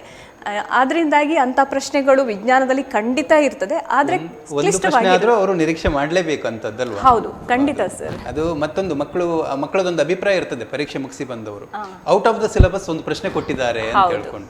ಬಹುಶಃ ಅದು ಔಟ್ ಆಫ್ ದ ಸಿಲೆಬಸ್ ಅಲ್ಲ, ಔಟ್ ಆಫ್ ದ ಸಿಲೆಬಸ್ ಅಲ್ಲ, ಪಾಠದ್ದೇ ಕೊಟ್ಟಿರ್ತಾರೆ, ಅನ್ವಯವಾಗಿ ಬೇರೆ ರೀತಿಯಲ್ಲಿ ಪ್ರಶ್ನೆಯನ್ನ ಕೇಳ್ತಾರೆ. ಅವರು ಕಲಿತ ವಿಷಯವೇ ಇರ್ತದೆ, ಆದ್ರೆ ಅದನ್ನು ಬೇರೆ ಒಂದು ಹೊಸವಾದ ಸನ್ನಿವೇಶದಲ್ಲಿ ಅಪ್ಲೈ ಮಾಡಬೇಕಾಗ್ತದೆ. ಇವನ್ ಲೆಕ್ಕ ಕೂಡ ಆ ತರ ಇರಬಹುದು. ಈಗ ಮೊನ್ನೆ ಪರೀಕ್ಷೆಯಲ್ಲಿ ಬಂದಂತಹ 2ನೇ ಪ್ರಿಪರೇಟರಿಯಲ್ಲಿ ಬಂದ ಲೆಕ್ಕವು ಅದು ಒಂದು ಸ್ವಲ್ಪ ವಿಭಿನ್ನವಾಗಿ ಇತ್ತು, ಆಯ್ತಾ, ನೇರವಾಗಿ ಇರಲಿಲ್ಲ. ಅದರಿಂದ ಅದು ಅನ್ವಯ ಪ್ರಶ್ನೆ ಆಗಿತ್ತು. ಇದನ್ನ ಮಕ್ಕಳು ಅರ್ಥ ಮಾಡ್ಕೊಳ್ಳೋದು ಹೇಗೆ ಮೇಡಮ್? ಈಗ ಅನ್ವಯ ಪ್ರಶ್ನೆಗಳನ್ನ ಇದರ ಮೇಲೆ ಕೇಳಿದ್ದಾರೆ ಅಂತ ಹೇಳ್ಕೊಂಡು ಅರ್ಥ ಮಾಡ್ಕೊಳ್ಳಿಕ್ಕೆ ಏನಾದರೂ ಒಂದು ಸಲಹೆಯನ್ನು ಕೊಡಬಹುದಾ? ಉದಾಹರಣೆಗೆ ಒಂದು ಹೀಗೆ ಜನರಲ್ ಆಗಿ ಹೇಳುವುದಾದ್ರೆ, ಉದಾಹರಣೆಗೆ ಲೋಹಗಳನ್ನು ಕೇಳುವಾಗ ಚಿನ್ನವನ್ನ ಆಭರಣ ತಯಾರಿಕೆಯಲ್ಲಿ ಬಳಸ್ತಾರೆ ಅನ್ನುವಂಥ ಒಂದು ಪ್ರಶ್ನೆಯನ್ನ ಕೇಳಬಹುದು. ಸಾಮಾನ್ಯವಾಗಿ ಒಂದು ಮಗು ಅದನ್ನ ನೋಡ್ಕೊಂಡ್ರೆ ಇದು ಯಾಕೆ ಕೇಳಿದ್ದಾರೆ ಅಂತ ಅವನು ಅರ್ಥ ಮಾಡ್ಕೊಳ್ಳೋದಲ್ವ? ಹಾಗೆ ಅರ್ಥ ಮಾಡ್ಕೊಳ್ಳಿಕ್ಕೆ ಹೇಗೆ ಕೇಳಬಹುದು? ಈಗ ಪ್ರತಿ ಒಂದು ಪ್ರಶ್ನೆಯಲ್ಲೂ ಅವನಿಗೆ ಉತ್ತರವನ್ನು ಹುಡುಕ್ಲಿಕ್ಕೆ ಬೇಕಾದ ಪೂರಕವಾದ ಒಂದು ಪದ ಇದ್ದೇ ಇರ್ತದೆ, ಆಯ್ತಾ? ಅದು ತುಂಬಾ ಇಂಪಾರ್ಟೆಂಟ್ ಸರ್. ಆದ್ರಿಂದ ಮಕ್ಕಳು ಈಗ ನಮ್ಗೆಲ್ರಿಗೂ ಗೊತ್ತು 3 ಗಂಟೆ ಪರೀಕ್ಷೆಯನ್ನು 3.25 ಗಂಟೆ ಅಂತ ಇಟ್ಟಿದ್ದಾರೆ. ಯಾಕಂತ ಹೇಳಿದ್ರೆ 1/4 ಗಂಟೆ ಓದ್ಲಿಕ್ಕೆ ಮಕ್ಕಳಿಗೆ ಪ್ರಶ್ನೆ ಪತ್ರಿಕೆಯನ್ನು ಓದ್ಲಿಕ್ಕೆ. ವಿಜ್ಞಾನ ಪರೀಕ್ಷೆಯಲ್ಲಿ 3.25 ಗಂಟೆ ಏನಿದೆ ಅದು ಮಕ್ಕಳಿಗೆ ಬರೀಲಿಕ್ಕೆ ಬೇಡ. ಅಲ್ಲಿ ಕರೆಕ್ಟ್ ಆಗಿ ಅವರು ಕೇಳಿದಷ್ಟಕ್ಕೆ ಉತ್ತರಿಸುವುದು ಅಂತಾದ್ರೂ ಅವರಿಗೆ 2.5 ಗಂಟೆ ಸಾಕು ಸರ್. ತುಂಬ ಲೆಂದಿ ಆನ್ಸರ್ಸ್ ಎಲ್ಲ ಬರೀಲಿಕ್ಕೆ ಇರೋದಿಲ್ಲ. ಆದರೆ ಈ ಮುಕ್ಕಾಲು ಗಂಟೆ ಅಂತ ಏನಿರ್ತದೆ ಅದು ಮಕ್ಕಳು ಓದಿ ಪ್ರಶ್ನೆಯನ್ನು ಅರ್ಥೈಸಿಕೊಳ್ಳಿಕ್ಕೆ ಇರ್ತದೆ. ಈಗ ನೀವು ಕೇಳಿದ ಪ್ರಶ್ನೆಯನ್ನೇ ಒಂದು ಕರೆಕ್ಟ್ ಒಂದು ಫಾರ್ಮಲ್ಲಿ ನಾನು ಹೇಳ್ತೇನೆ. ಚಿನ್ನವನ್ನು ಆಭರಣ ತಯಾರಿಕೆಯಲ್ಲಿ ಬಳಸುತ್ತಾರೆ, ಇದಕ್ಕೆ ಕಾರಣವಾದ ಗುಣ ಅಲ್ಲಿ, ಆಯ್ತಾ, ಆ ಥರ ಇರ್ತದೆ. ಅದನ್ನು ವಿವರಿಸಿ ಅಥವಾ ಅದನ್ನು ಸಮರ್ಥಿಸಿ ಆ ಥರ ಒಂದು ಪ್ರಶ್ನೆ ಇರ್ತದೆ. ಸೊ ಇಲ್ಲಿ ಚಿನ್ನ ಅಂತ ಹೇಳಿದ ಕೂಡಲೇ ಆ ಮಗುವಿಗೆ ಯಾವುದೋ ಒಂದು ಜ್ಯುವೆಲ್ರಿ ಶಾಪ್ ನೆನಪಾಗ್ಲಿಕ್ಕಿಲ್ಲ, ಆಯ್ತಾ. ಚಿನ್ನ ಅಂತ ಈಗ ಒಂದು ಪ್ರಶ್ನೆ ಪತ್ರಿಕೆಯಲ್ಲಿ ಇರುವ ಅಂದ್ರೆ ಪ್ರಶ್ನೆಯಲ್ಲಿರುವ ಪದವನ್ನು ಮಕ್ಕಳು ನೋಡಿದ ತಕ್ಷಣ ಇದು ಯಾವ ಪಾಠದ್ದು, ಈ ಚಿನ್ನ ಏನು ಅಂತ ಹೇಳೋದು ಇಂಪಾರ್ಟೆಂಟ್ ಸರ್, ಆಯ್ತಾ. ಚಿನ್ನ ಒಂದು ಲೋಹ, ಆದ್ರಿಂದ ಆಭರಣ ತಯಾರಿಕೆಗೆ ಅದರಲ್ಲಿ ಇರುವಂತಹ ಗುಣ ಯಾವುದು ಎಂಬುದನ್ನು ಅವನು ನೆನಪು ಮಾಡ್ಕೊಳ್ಬೇಕು. ಸೊ ಇದಕ್ಕೆ ನಾವು ಹೇಳಿದ ಲಾಜಿಕಲ್ ಥಿಂಕಿಂಗ್ ಅಂತ. ಆ ಅಪ್ಲಿಕೇಶನ್ ಕ್ವೆಶನಿಗೆ 2 ಮಾರ್ಕ್ಸ್ ಇರ್ಬೋದು ಅಥವಾ 3 ಮಾರ್ಕ್ಸ್ ಇರ್ಬೋದು ಸರ್. ಬಟ್ ಆ 2-3 ಮಾರ್ಕ್ಸ್ ಏನಿರ್ತದೆ ನೋಡಿ, ಅದು 100% ಬರೆಯುವುದಕ್ಕೆ ಮಾತ್ರ ಅಲ್ಲ, ಅದರ 50% of the marks for there thinking, ಅವರ ಆಲೋಚನಾ ಶಕ್ತಿಗೆ ಇರ್ತದೆ. ಅವರು ಅದನ್ನು ಪುನಃ ಆಲೋಚನೆ ಮಾಡಿ ಅವರ ಈ ಪ್ರಶ್ನೆಯಲ್ಲಿ ಕೇಳಿದಂಥ ವಿಷಯವನ್ನು ಕಲಿತ ವಿಷಯಕ್ಕೆ ಸಂಬಂಧಿಸಿ ಪೂರಕವಾದ ಒಂದು ಸಮರ್ಥವಾದ ಉತ್ತರವನ್ನು ಕೊಡುವುದಕ್ಕೆ ಅಪ್ಲಿಕೇಶನ್ ಕ್ವೆಶ್ಚನ್ ಅಂತ ಹೇಳೋದು. ಬಹಳ ಒಳ್ಳೆ ವಿಷಯವನ್ನ ತೆರೆದಿಟ್ರಿ. ಮಕ್ಕಳು ಮಾರ್ಕನ್ನು ಕಳ್ಕೊಳ್ಳೋದು ಇಲ್ಲಿ ಅನ್ವಯದಲ್ಲೇ ಮಕ್ಕಳು. ಅಂದ್ರೆ ಏನಾಗ್ತದೆ ಗೊತ್ತಾ ಸರ್, ಮಕ್ಕಳಿಗೆ ಸ್ವಲ್ಪ ಅರ್ಜೆಂಟ್ ಇರ್ತದೆ, ಅವರಿಗೆ ಅಲ್ಲಿ ಚಿನ್ನ ಆಭರಣ ತಯಾರಿಕೆ ಅಂದ ಕೂಡ ಅದು ಸುಲಭದ ಪ್ರಶ್ನೆ ಅಂತ ಅನ್ಸಿಬಿಡ್ತದೆ. ಆಗ ಪೂರ್ತಿಯಾಗಿ ಅರ್ಥೈಸಿಕೊಳ್ಳದೆ ಅವರು ಉತ್ತರ ಮಾಡ್ಲಿಕ್ಕೆ ಹೊರಟ ಕೂಡಲೇ ಅಲ್ಲಿ ಎಕ್ಸ್ಪೆಕ್ಟೆಡ್ ಆನ್ಸರ್ ಇರುವುದಿಲ್ಲ, ಸ್ವಲ್ಪ ತಪ್ಪಾಗಿ ಮಾರ್ಕ್ ಹೋಗುವ ಚಾನ್ಸಸ್ ಇರ್ತದೆ. ಅದಕ್ಕೆ ಪೂರ್ತಿಯಾಗಿ ಪ್ರಶ್ನೆಯನ್ನು 2-3 ಬಾರಿ ಆದ್ರೂ ಓದ್ಕೊಂಡು ಆಮೇಲೆ ಉತ್ತರಿಸಬೇಕು, ಆಗ ಅವರಿಗೆ ಸರಿಯಾದ ಉತ್ತರವನ್ನು ಕಂಡುಕೊಳ್ಳಿಕ್ಕೆ ಸಾಧ್ಯವಾಗ್ತದೆ. ಮೇಡಮ್, ನೀವು ಚಿತ್ರ ವಿಷಯದಲ್ಲಿ ಬಂದಾಗ ನೀವು ಒಂದು ಮಾತು ಹೇಳಿದ್ರಿ, ಓದಿನಲ್ಲಿ ಬಹಳ ಜಾಣನಾದವನು ಕೂಡ ಒಂದು ಅರ್ಧ ಮಾರ್ಕನ್ನು ಕಳ್ಕೊಳ್ಳುವಂಥ ಸಂಭವ ಇರ್ತದೆ ಅಂತ ಹೇಳ್ಬೋದು. ಆ ಸೂಕ್ಷ್ಮತೆಯನ್ನು ಅವ್ರು ಹೇಗೆ ಗಮನಿಸ್ಕೊಳ್ತಾ ಹೋಗಬೇಕು? ಚಿತ್ರವನ್ನು ಬಿಡಿಸುವುದು ಅಭ್ಯಾಸ ಮಾಡುವುದರಲ್ಲಿ ಅವ್ರು ಹೇಗೆ ಗಮನಿಸ್ಕೊಳ್ಬೇಕು? ಖಂಡಿತ ಸರ್. ಈ ಚಿತ್ರ ಅಂತ ಹೇಳುವಂಥದ್ದು ಅಲ್ಲಿ ವಿಜ್ಞಾನ ಪರೀಕ್ಷೆಯಲ್ಲಿ ಕೇಳುವ ಚಿತ್ರವನ್ನು ಯಾವತ್ತೂ ಆರ್ಟಿಸ್ಟಿಕ್ ಆಗಿ ಮಾಡಿ ಅಂತ ಕೇಳೋದಿಲ್ಲ ಸರ್. ಅದು ತುಂಬ ಚಂದವಾದ ಅಂದವಾದ ಚಿತ್ರ ಬಿಡಿಸಿ ಅಂತ ಹೇಳಿ ಪ್ರಶ್ನೆಯಲ್ಲಿ ಇಡುವುದಿಲ್ಲ. ಆದರೆ ಚಿತ್ರ ಬಿಡಿಸುವಾಗ ಪೂರ್ತಿ ಚಿತ್ರವನ್ನು ಬಿಡಿಸುವುದು ತುಂಬ ಇಂಪಾರ್ಟೆಂಟ್. ಈಗ ಹಾರ್ಟಿದು ಡಯಾಗ್ರಾಮ್ ಕೇಳಿ ಅದರಲ್ಲಿ ಕೇವಲ ಒಂದು ಬಲಹೃತ್ಕರಣವನ್ನು ಮಹಾ ಅಪಧಮನಿಯನ್ನು ಗುರುತಿಸಿ 2 ಭಾಗವನ್ನು ಗುರುತಿಸಲಿಕ್ಕೆ ಹೇಳ್ತಾರೆ. ಹಾಗಂತೇಳಿ ಆ 2 ಭಾಗವನ್ನು ಮಾತ್ರ ಸರಿಯಾಗಿ ಗುರುತಿಸಿ ಉಳಿದದನ್ನು ಅವರು ನೆಗ್ಲೆಕ್ಟ್ ಮಾಡುವ ಹಾಗೆ ಇಲ್ಲ. ಅಂದರೆ ಅಲ್ಲಿ ಹೃದಯದ ಚಿತ್ರವನ್ನು ಬಿಡಿಸುವಾಗ ಕವಾಟಗಳನ್ನು ಬಿಡಿಸುವಂಥದ್ದು, ಪುಪ್ಪಸಕ ಅಪಧಮನಿ ಅಭಿಧಮನಿಗಳನ್ನು ಗುರುತಿಸುವಂಥದ್ದು, ಸೆಪ್ಟಮ್ ಬಿಡಿಸುವಂಥದ್ದು, ಇದೆಲ್ಲವೂ ಇಂಪಾರ್ಟೆಂಟ್. ಸೊ ಡಯಾಗ್ರಾಮನ್ನು ಯಾವತ್ತೂ ಕಂಪ್ಲೀಟ್ ಬಿಡಿಸಬೇಕು, ಚಿತ್ರವನ್ನು ಕಂಪ್ಲೀಟ್ ಆಗಿ ಬಿಡಿಸಬೇಕು. ಆಮೇಲೆ ಚಿತ್ರ ತುಂಬ ಸ್ಪಷ್ಟವಾಗಿ ಇರಬೇಕು. ಚಿತ್ರ ಬಿಡಿಸುವಾಗ ಪದೇ ಅದನ್ನು ಒರೆಸಿ ಮಾಡುವಾಗ ಓವರ್ ರೈಟಿಂಗ್ ಥರ ಆಗಿ ಕಾಣಿಸಬಾರ್ದು. ಇದಕ್ಕೆ ಒಂದು ಎಕ್ಸಾಂಪಲ್ ಕೊಡ್ತೇನೆ, ray diagram sir. Ray diagram ಅಲ್ಲಿ ಏನು ಇಂಪಾರ್ಟೆಂಟ್ ಅಂತ ಹೇಳಿದ್ರೆ, ಅಲ್ಲಿ 2 ಗೆರೆಗಳು ಎಲ್ಲಿ ಛೇದಿಸ್ತದೆ ಅಲ್ಲಿ ಅವರು ಪ್ರತಿಬಿಂಬವನ್ನು ಮಾಡಬೇಕಾಗ್ತದೆ. ಸೊ ಆ 2 ಗೆರೆಗಳನ್ನು ಫಸ್ಟ್ ಒಂದು ಗೆರೆ ಎಳೆದು ಇದು ಸ್ವಲ್ಪ ಸರಿಯಾಗಲಿಲ್ಲ ಉಜ್ಜಿ ಅದರ ಮೇಲೆ ಇನ್ನೊಂದು ಗೆರೆ ಮಾಡೋದು, ಆಗ ಅದು ಚಿತ್ರ ನೀಟಾಗಿ ಕಾಣಿಸೋದಿಲ್ಲ, ಅದರಿಂದಾಗಿ ಅವರ ಮಾರ್ಕ್ಸ್ ಕಟ್ ಆಗ್ಬೋದು. ಬಿಂದು, ಹೌದು. ಆಮೇಲೆ ಇನ್ನೂ ಒಂದು ಸಣ್ಣ ಮಿಸ್ಟೇಕ್ ನೋಡಿ, ಅಲ್ಲಿ ರೇಖಾಚಿತ್ರವನ್ನು ಬಿಡಿಸ್ತಾರೆ, ಅಲ್ಲಿ 2 ಗೆರೆಗಳು ಛೇದಿಸ್ತದೆ, ಪ್ರತಿಬಿಂಬ ಉಂಟಾಗುದು, ಪ್ರತಿಬಿಂಬದ ಚಿತ್ರವನ್ನು ಬಿಡಿಸ್ಲಿಕ್ಕೆ ಅವರು ಮರ್ತು ಬಿಡ್ತಾರೆ. ಅದು ಹಾಗಾಗಬಾರ್ದು. ಅಲ್ಲಿ ಎಲ್ಲವೂ ಇಂಪಾರ್ಟೆಂಟ್. ಅಲ್ಲಿ ದೃಕ್ಕೇಂದ್ರವನ್ನು ಗುರುತಿಸುವುದು, F ಗುರುತಿಸುವುದು, 2F ಅನ್ನು ಗುರುತಿಸುವುದು, ಅಥವಾ C ಎಲ್ಲಿ ಪಾಯಿಂಟ್ ಅಂತ ಗುರುತಿಸುವುದು, ಇವೆಲ್ಲವೂ ಸ್ಪಷ್ಟವಾಗಿ, ಅಂದ್ರೆ ಒಂದು ಮೌಲ್ಯಮಾಪಕರು ಅವರ ಚಿತ್ರವನ್ನು ನೋಡಿದ ತಕ್ಷಣ ಇದು ಸರಿ ಇದೆ ಅಂತ ಅನ್ನಿಸ್ಬೇಕು. ಅಲ್ಲಿ ಯಾವುದೇ ರೀತಿಯ ಗೊಂದಲಗಳು ಇರಬಾರ್ದು. ಆಮೇಲೆ ಪ್ರತಿ ಬಾರಿ ಸರ್ ಚಿತ್ರವನ್ನು ಮಕ್ಕಳು ಪ್ರಾಕ್ಟೀಸ್ ಮಾಡುವಾಗ ಅದರ ಎಲ್ಲ ಭಾಗಗಳನ್ನು ಲೇಬಲಿಂಗ್ ಮಾಡುವ ಅಭ್ಯಾಸ ಇಟ್ಕೊಳ್ಬೇಕು. ನಾನು ಚಿತ್ರ ಬಿಡಿಸ್ತೇನೆ, ಈಗ ಲೇಬಲಿಂಗ್ ಅನ್ನು ಅಂದ್ರೆ ಭಾಗಗಳನ್ನು ಮತ್ತೆ ಕಲಿತೇನೆ, ಆ ಥರ ಆಗಬಾರ್ದು. ಚಿತ್ರ ಬಿಡಿಸುವಾಗ ಹೇಳ್ತಾನೆ ಬಿಡಿಸ್ತಾ ಹೋಗಬೇಕು. ಅಂದರೆ ಈಗ ಅವರು ಮೆದುಳಿನ ಚಿತ್ರವನ್ನು ಬಿಡಿಸ್ತಾ ಇದ್ದಾರೆ ಅಂತ ಹೇಳಿದ್ರೆ, ಈಗ ನಾನು ಮಧ್ಯ ಮೆದುಳು ಬಿಡಿಸ್ತಾ ಇದ್ದೇನೆ, ಇದು ಹೈಪೋಥಾಲಮಸ್, ಮಹಾಮಸ್ತಿಷ್ಕ, ಆಮೇಲೆ ಅನುಮಸ್ತಿಷ್ಕವನ್ನು ಬಿಡಿಸುವಾಗ ಅನುಮಸ್ತಿಷ್ಕ, ಬಾಯಲ್ಲಿ ಹೇಳ್ತಾ ಅವರು ಬಿಡಿಸ್ತಾ ಹೋಗಬೇಕು. ಫೈನಲಿ ಒಂದು ಚಿತ್ರ ಕಂಪ್ಲೀಟ್ ಆದ ಕೂಡಲೇ ಎಲ್ಲ ಪಾರ್ಟ್ಸ್ ಅನ್ನು ಲೇಬಲಿಂಗ್ ಮಾಡಬೇಕು. 10 ಸಲ ಪ್ರಾಕ್ಟೀಸ್ ಮಾಡ್ತಾರಂದ್ರೆ 10 ಸಲ ಪಾರ್ಟ್ಸ್ ಲೇಬಲಿಂಗ್ ಮಾಡಬೇಕು. ಆಗ ಪರೀಕ್ಷೆಯಲ್ಲಿ ಅವರಿಗೆ ಅದು ಕಷ್ಟ ಆಗುದಿಲ್ಲ, ಆಲೋಚನೆ ಮಾಡಬೇಕಾಗಿ ಬರೋದಿಲ್ಲ. ಸೊ ಹೀಗಾಗಿ ಈ ಮಾರ್ಕ್ಸ್ ಅನ್ನು ಕಂಪ್ಲೀಟ್ ಪಡ್ಕೊಳ್ಬೇಕು ಅಂತಾದ್ರೆ ಚಿತ್ರವನ್ನು ಮಾಡಿಯೇ ಕಲಿಬೇಕು. ಒಂದೆರಡು ಸಲ ಮಾಡಿ ಮತ್ತೆ ಎಕ್ಸಾಮಿಗೆ ಹತ್ರ ಆಗುವಾಗ ಜಸ್ಟ್ ಹೀಗೆ ನೋಡೋದು, ಹೀಗೆ ಹೀಗೆ ಹೀಗೆ ಮಾಡೋದು, ಸನ್ನೆಯಲ್ಲೇ ಕಲ್ತು ಬಿಡೋದು, ಈ ತರ ಮಾಡಿದಾಗ ಪರೀಕ್ಷೆಯಲ್ಲಿ ಅವರಿಗೆ ಅದು ಸ್ವಲ್ಪ ಕಷ್ಟ ಆಗ್ಬೋದು. 100% ಅವರು ಪ್ರಾಕ್ಟೀಸ್ ಮಾಡಿದಾರಂದ್ರೆ ಎಂತ ಚಿತ್ರ ಮಾಡ್ಲಿಕ್ಕಾದ್ರೂ 2-3 ಮಿನಿಟ್ಸ್ ಸಾಕಾಗ್ತದೆ. ಇದು ಎಕ್ಸಾಮ್ ಅಲ್ಲಿ ಅವರ ಟೈಮ್ ಸೇವ್ ಮಾಡ್ತದೆ ಮತ್ತೆ ಸ್ಕೋರಿಂಗ್ ಕೂಡ ಇಂಪ್ರೂವ್ ಮಾಡ್ತದೆ. ಅಂದ್ರೆ ಅವರು ಚಿತ್ರವನ್ನ ಬಿಡಿಸ್ತಾ ಇದ್ದ ಹಾಗೆ ಕೆಲವು ಮಕ್ಕಳಿಗೆ ಏನ್ ಕೇಳಿದ್ರೆ ಚಿತ್ರವನ್ನು ನೋಡಿದ ತಕ್ಷಣ ಇಷ್ಟೇ ಅಲ್ವಾ ಅಂತ ಅನಿಸ್ತದೆ, ಇಷ್ಟೇ ಬಿಡಿಸೋದಲ್ವಾ ಚಿತ್ರ ಅಲ್ಲ, ಅದರಲ್ಲಿ ಅವರು ನೆಗ್ಲೆಕ್ಟ್ ಮಾಡ್ಕೊಂಡು ಮಾರ್ಕ್ ಅನ್ನ ಕಳ್ಕೊಳ್ತಾರೆ. ಮೇಡಮ್, ಈಗ ಚಾಲೆಂಜಿಂಗ್ ಸ್ಟೂಡೆಂಟ್ಸ್ ಅಂತ ಹೇಳ್ತೇವೆ ಈ ತರಗತಿಯಲ್ಲಿ, ಅವರಿಗೆ ಪಾಸ್ ಆಗಲಿಕ್ಕೆ ಬಹಳ ಕಷ್ಟ ಆಗುವಂತಹ ಮಕ್ಕಳಿರ್ತಾರೆ. ಅಂಥ ಮಕ್ಕಳು ವಿಜ್ಞಾನದಲ್ಲಿ ಏನನ್ನ ಕಲ್ತ್ರೆ ಸುಲಭದಲ್ಲಿ ಪಾಸ್ ಆಗ್ಬಹುದು ಮತ್ತೆ ಹೇಗೆ ಪಾಸ್ ಆಗ್ಬಹುದು ಅಂತ ಹೇಳ್ಕೊಂಡು. ಸರ್, ನಾನೊಂದು ಮಾತು ಹೇಳ್ತೇನೆ, ಸೈನ್ಸಲ್ಲಿ ತುಂಬ ಕಷ್ಟ ಅಂದರೆ ಫೇಲ್ ಆಗೋದು, ಆಯಿತಾ? ಯಾಕಂತ ಹೇಳಿದರೆ ಎಷ್ಟು ಈಗಿನ ಒಂದು ಪರೀಕ್ಷಾ ಪದ್ಧತಿ ಎಷ್ಟು ಈಸಿ ಮಾಡಿದ್ದಾರೆ ಅಂತ ಹೇಳಿದರೆ ಎಲ್ಲ ಮಕ್ಕಳು ಎಫರ್ಟ್ಲೆಸ್ ಆಗಿ ಪಾಸ್ ಆಗಬೇಕು, ಅಷ್ಟು ಈಸಿ ಇದೆ ಈಗಿನ ಒಂದು ಸಿಸ್ಟಮ್, ಆ ಥರ ಇದೆ. ಅದು ಅಲ್ಲದೆ ನಾನು ನಿಮ್ಗೆ ಹೇಳಿದೆ ಸ್ಟೂಡೆಂಟ್ಸ್ ಕಾರ್ನರ್ ಅಂತ ಇದೆ ಅಲ್ವಾ, ಅದರಲ್ಲಿ ಮಕ್ಕಳು ಗಮನಿಸಿದರೆ ಅಲ್ಲಿ ಸೀರಿಯಲ್ ನಂಬರ್ 13 ಒಂದು ನಮ್ಮ ಪರೀಕ್ಷಾ ಮಂಡಳಿಯ ನಿರ್ದೇಶಕರದ್ದೇ ಒಂದು ವಿಡಿಯೋ ಇದೆ ಸರ್, ಮಾರ್ಗದರ್ಶನ ವಿಡಿಯೋ ಅಂತ ಇದೆ. ಆ ವಿಡಿಯೋನ ಎಲ್ಲ ಮಕ್ಕಳು ನೋಡಬೇಕು, ಪೇರೆಂಟ್ಸು ನೋಡಬೇಕು, ಶಿಕ್ಷಕರು ನೋಡಬೇಕದು. ಯಾಕಂದರೆ ಅಲ್ಲಿ ಅವರು ಸರ್ ಸ್ಪಷ್ಟವಾಗಿ ಹೇಳಿದ್ದಾರೆ ಏನು ಅಂತ ಹೇಳಿದರೆ, ಇಷ್ಟರವರೆಗೆ 80 ಮಾರ್ಕಿನ ಪರೀಕ್ಷೆ ಆದಾಗ ಮಕ್ಕಳು ಕಡ್ಡಾಯವಾಗಿ 28 ಮಾರ್ಕ್ ಗಳಿಸಿ ಪಾಸ್ ಆಗ್ತಾರೆ ಅಂತ. ಈ ಸಲ ಇಲಾಖೆಯಿಂದನೇ ಅವರು ಸ್ವತಃ ಅವರೇ ಹೇಳಿದ್ದಾರೆ ಏನು ಅಂತ ಹೇಳಿದರೆ, ಆಂತರಿಕ ಮೌಲ್ಯಮಾಪನದ 20 ಅಂಕಗಳನ್ನು ಸೇರಿಕೊಂಡು 33 ಅಂಕ ಮಗು ತೆಗೆದ್ರೆ ಆ ಮಗು ಈ ಸಲ ಪಾಸ್ ಅಂತ ಹೇಳಿದ್ದಾರೆ. ಸೊ ಹಾಗಾಗಿ ಆ ಮಗುವಿಗೆ ಶಿಕ್ಷಕರು ಈ ಸಲ ಏನಿಲ್ಲ ಅಂದ್ರೂ ಒಂದು ಮಿನಿಮಮ್ 18 ಮಾರ್ಕ್ಸ್ ಪಡಿಬಹುದು. ಯಾಕಂತ ಹೇಳಿದ್ರೆ ಆಂತರಿಕ ಮೌಲ್ಯಮಾಪನ ಅನ್ನೋದು ಒಂದು ಪರೀಕ್ಷೆ ಅಥವಾ ಒಂದು ಚಟುವಟಿಕೆಯಿಂದ ಆಗುವಂಥದ್ದಲ್ಲ. ಇದು ನಿರಂತರವಾಗಿ ಮಗುವಿನ ಸಾಮರ್ಥ್ಯಕ್ಕೆ ಅನುಗುಣವಾಗಿ ತರಗತಿಯಲ್ಲಿ ಶಿಕ್ಷಕ ಮತ್ತು ಮಗುವಿನ ನಡುವೆ ಅವರ ಒಂದು ಏನು ಬೋಧನೆ ಮತ್ತು ಕಲಿಕೆಯ ಒಂದು ಪ್ರಕ್ರಿಯೆಯಲ್ಲಿ ನಡೆಯುವಂಥದ್ದು. ಮಗುವಿನಲ್ಲಿ ವಿಭಿನ್ನವಾದ ಸಾಮರ್ಥ್ಯ ಇರ್ತದೆ. ಆ ಸಾಮರ್ಥ್ಯಕ್ಕೆ ಅನುಗುಣವಾಗಿ ಶಿಕ್ಷಕರು ಮೌಲ್ಯಮಾಪನವನ್ನು ಮಾಡಿ ಗರಿಷ್ಠ 20 ಹಾಗೂ ಏನಿಲ್ಲ ಅಂದ್ರೆ 19 ಆ ಥರ ಮಾರ್ಕ್ಸ್ ಅನ್ನು ಕೊಟ್ಟಿರ್ತಾರೆ. ಸೊ ಹಾಗಾಗಿ ಈಗ ನಿಮಗೆ ಗೊತ್ತಾಯಿತು ಈ ಮಗು ಪಾಸ್ ಆಗಬೇಕು ಅಂತಾದರೆ 13 to 15 ಮಾರ್ಕ್ಸ್ ಅನ್ನು ತೆಗಿಬೇಕು ಅಂತ ಹೇಳಿ. ಸೊ ಈ ಥರ ಸಮಸ್ಯೆ ಈ ಚಾಲೆಂಜ್ಡ್ ಮಕ್ಕಳು ಅಂತ ಹೇಳಿದರೆ ಅವರಿಗೆ ಬೇರೆ ಬೇರೆ ಸಮಸ್ಯೆ ಇರ್ಬೋದು. ಕೆಲವರಿಗೆ ಬರೆಯುವ ಸಮಸ್ಯೆ ಇರ್ಬೋದು, ಅಕ್ಷರಗಳನ್ನು ಬರೆಯುವ ಸಮಸ್ಯೆ ಇರ್ತದೆ, ಅಥವಾ ನೆನಪಿಟ್ಟುಕೊಳ್ಳುವಂಥ ಸಮಸ್ಯೆ ಇರ್ಬೋದು.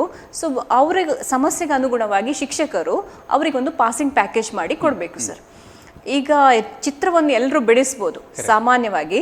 ನಾನು ಆಗ ಹೇಳಿದ ಹಾಗೆ ಪೂರ್ತಿ ಅಂಕ ಗಳಿಸುವಷ್ಟು ಸ್ಪಷ್ಟವಾಗಿ ಬಿಡಿಸಿ ಎಲ್ಲ ಪಾರ್ಟ್ಸನ್ನು ಲೇಬ್ಲಿಂಗ್ ಮಾಡ್ಲಿಕ್ಕೆ ಅವರಿಗೆ ಸಾಧ್ಯ ಆಗದೆ ಹೋದ್ರೂ ಅವರು ಆ ಚಿತ್ರವನ್ನು ಅವರ ಸಾಮರ್ಥ್ಯಕ್ಕೆ ಸರಿಯಾಗಿ ಮಾಡ್ಬೋದು ಅವರು.